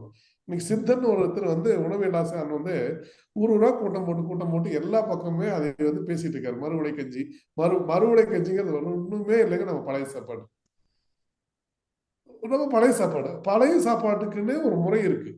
நம்ம ஆளுங்க மண் பாத்திரத்துல சாப்பாடு ஆக்கிட்டு சாப்பாட்டை எடுத்துட்டு ஒட்டிட்டு இருக்கிற சாப்பாட்டுக்கு தண்ணி பச்சை தண்ணி ஊற்றி வச்சாங்கன்னா அந்த சட்டியோட சூட்டுல அந்த சாதம் அந்த தண்ணி சூடாயிக்கும். 12 மணி நேரம் ஊறணும். 12 மணி நேரம் ஊறினதுக்கு அப்புறம் அந்த தண்ணியை நம்ம குடிச்சோம் அப்படின்னா நீங்க அப்படியே சொன்னீங்களே கட் மைக்ரோப்ஸ் அது இட்லி எல்லாம் வேண்டாங்க, அவ்வளவு கஷ்டப்பட வேண்டாங்க. ஒரு படி நீரும் விட்டு சித்தர் பாடல், ஒரு பிடி நீரும் விட்டு ஒரு படி நீரும் விட்டு ஒரு முறை உலையும் விட்டு ஒரு கை அன்னம் விட்டு ஒரு சிட்டிகை உப்பும் விட்டு ஒரு பொழுது ஊற விட்டு மறுபொழுது குடித்து வர வாதம் பித்தம் கபம் கெண்டை கிரீச்சரம் நீங்கி உடல் பொலிவுறும் தேகம் காயகல்பமாகுமே பாடிப்பிட்டார். ஒரு பழைய சோறு செய்யணும்னா கூட நம்ம தமிழன் ஃபார்முலா போட்டு கொடுத்துருக்காங்க. ஏன்னா நம்ம எல்லாரும் மண் சட்டி வச்சு சோறாக்குறோமா அதுல எடுத்து ஊத்துறோமாங்கிறது தெரியாது. அதனால அவர் என்ன சொல்றாரு அப்படின்னா ஒரு படி தண்ணி படிக்கிறது ஒரு 3/4 லிட்டர் தண்ணி, ஒரு முறை உலையிடணும். ஒரு உலை வர்றது அப்படின்னா அந்த ஏர் பப்புள் அப்படியே நம்ம அடுப்புல வச்சு சூடு வரும்போது வரும் பாத்தீங்களா, அந்த ஏர் பப்புள் வரக்கூடிய அளவுதான் ஒரு முறை உலைங்கிறது. அந்த ஒரு முறை உலை முடிஞ்ச உடனேயும் அந்த தண்ணி இறக்கிடணும். இறக்கி ஒரு கை அன்னம் விட்டு உப்புலதான் சாப்பாடு பண்ணணும். ஒரு கை நிறைய சாப்பிடும். ஒரு கை சாதம் ஒரு சிட்டிகை உப்பு, அது 3 விரல் இப்படி எடுத்து போடணும். உப்பு அதுக்கு போட்டு ஒரு பொழுது சாயங்காலம் 6 மணில இருந்து காலையில 6 மணி வரைக்கும் 12 மணி நேரம் ஊறணும். காலையில எழுந்திரிச்சு அதை அப்படியே கரைச்சு அந்த சோத்தோட அந்த தண்ணியை குடிச்சிட்டு போயிட்டா உடம்புக்குள்ள என்னென்னலாம் நிகழும் தெரியுங்களா? வாதம் பித்தம் கபம் 3 நாடியும் சீராயிரும். கெண்டை கிரீச்சரம் சிறுநீரகம், கெண்டைங்கிறது இதயம். கெண்டை கிரீச்சரம் நீங்கி அதுல இருக்கக்கூடிய குறைபாடுகள் நீங்கி தேகம் பொலிவுறும் உடல் காயகல்பமாகும். இத்தனைக்கும் அருமருந்து நம்ம புளிச்ச தண்ணியில் இருக்குது. நம்ம அதை விட்டுட்டு புதுசா இன்னொன்னு புடிச்சிட்டு வந்துட்டு நீங்க யாரும் எனக்கு சொல்றது நான் உன கண்டுபிடிச்சு குளிக்க போனவங்க சேத்த பூசுறாங்க. அதையா நம்ம பூராத்தையும் செஞ்சுட்டு இன்னைக்கு எல்லா உணர்வுகளையும் தொலைச்சிட்டு பாரம்பரிய உணவுகளை தொலைக்கிறீங்க. பாரம்பரிய உணர்வுகளை தொலைச்சிட்டேன். இன்னைக்கு அந்த உணர்வுகளை எல்லாம் உருவாக்கக்கூடியது உணவுகள் தான். நீங்க சரியான உணவு சீரான முறையில் சாப்பிட்டோம் அப்படின்னா உடல் ரொம்ப ரொம்ப ரொம்ப ஆரோக்கியமா இருக்கும். நம்ம அதை விட்டுட்டு நான் புதுசா இதெல்லாம் இருக்கு அப்படின்னா அது எல்லாமே இன்னும் நீங்க சொல்றதுக்கு நான் ஒரு செய்தி சொல்றேன். பிரெட் மிக நல்ல விஷயம். எனக்கெல்லாம் உடம்பு செய்யலைன்னா பார்க்க போகும்போது ஹாஸ்பிட்டலுக்கு ரொட்டியும் பன்னு தான் வாங்கிட்டு போவாங்க. ஞாபகம் இருக்கு அவங்களுக்கு? பழைய காலத்துல பெரிய செய்திக்கு போனா அங்கேயே ரொட்டி சுட்டு கொடுப்பாங்க. பிரெட் 2 பிரெட் ஒரு டம்ளர் பால் கொடுப்பாங்க ஹாஸ்பிட்டல்ல பேஷண்ட்டுகளுக்கு. இன்னைக்கு எல்லாம் கொடுக்குறாங்களாங்கிறது தெரியல, என்ன உணவு கொடுக்குறாங்கன்ட்டு. அதை பாத்தீங்கன்னா அந்த பிரெட்டு சமமா நொதிக்க வச்சு புளிக்க வச்சு ஈஸ்ட் போட்டு தயாரிக்கக்கூடிய உணவு ரொம்ப செரிமானத்துக்கு ஏதுவா இருக்கும்.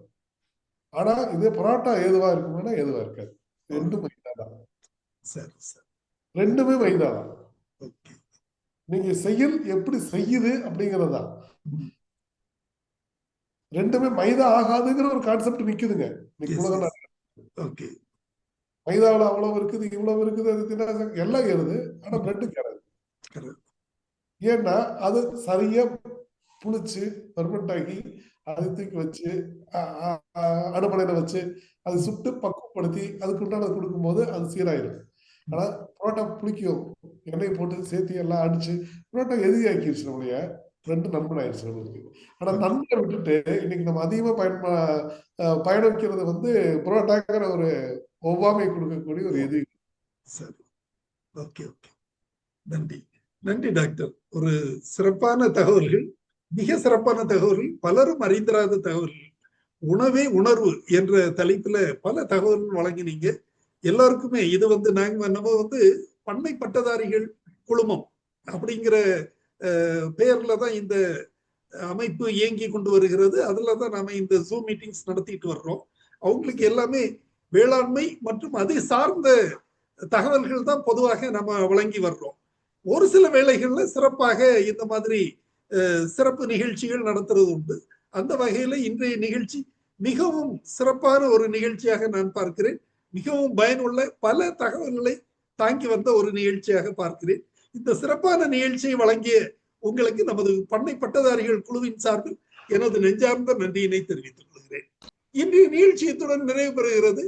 இன்னொரு நிகழ்ச்சியில் நாளை மறுதினம் சந்திக்கலாம். நன்றி, வணக்கம். நன்றி சார், நன்றி.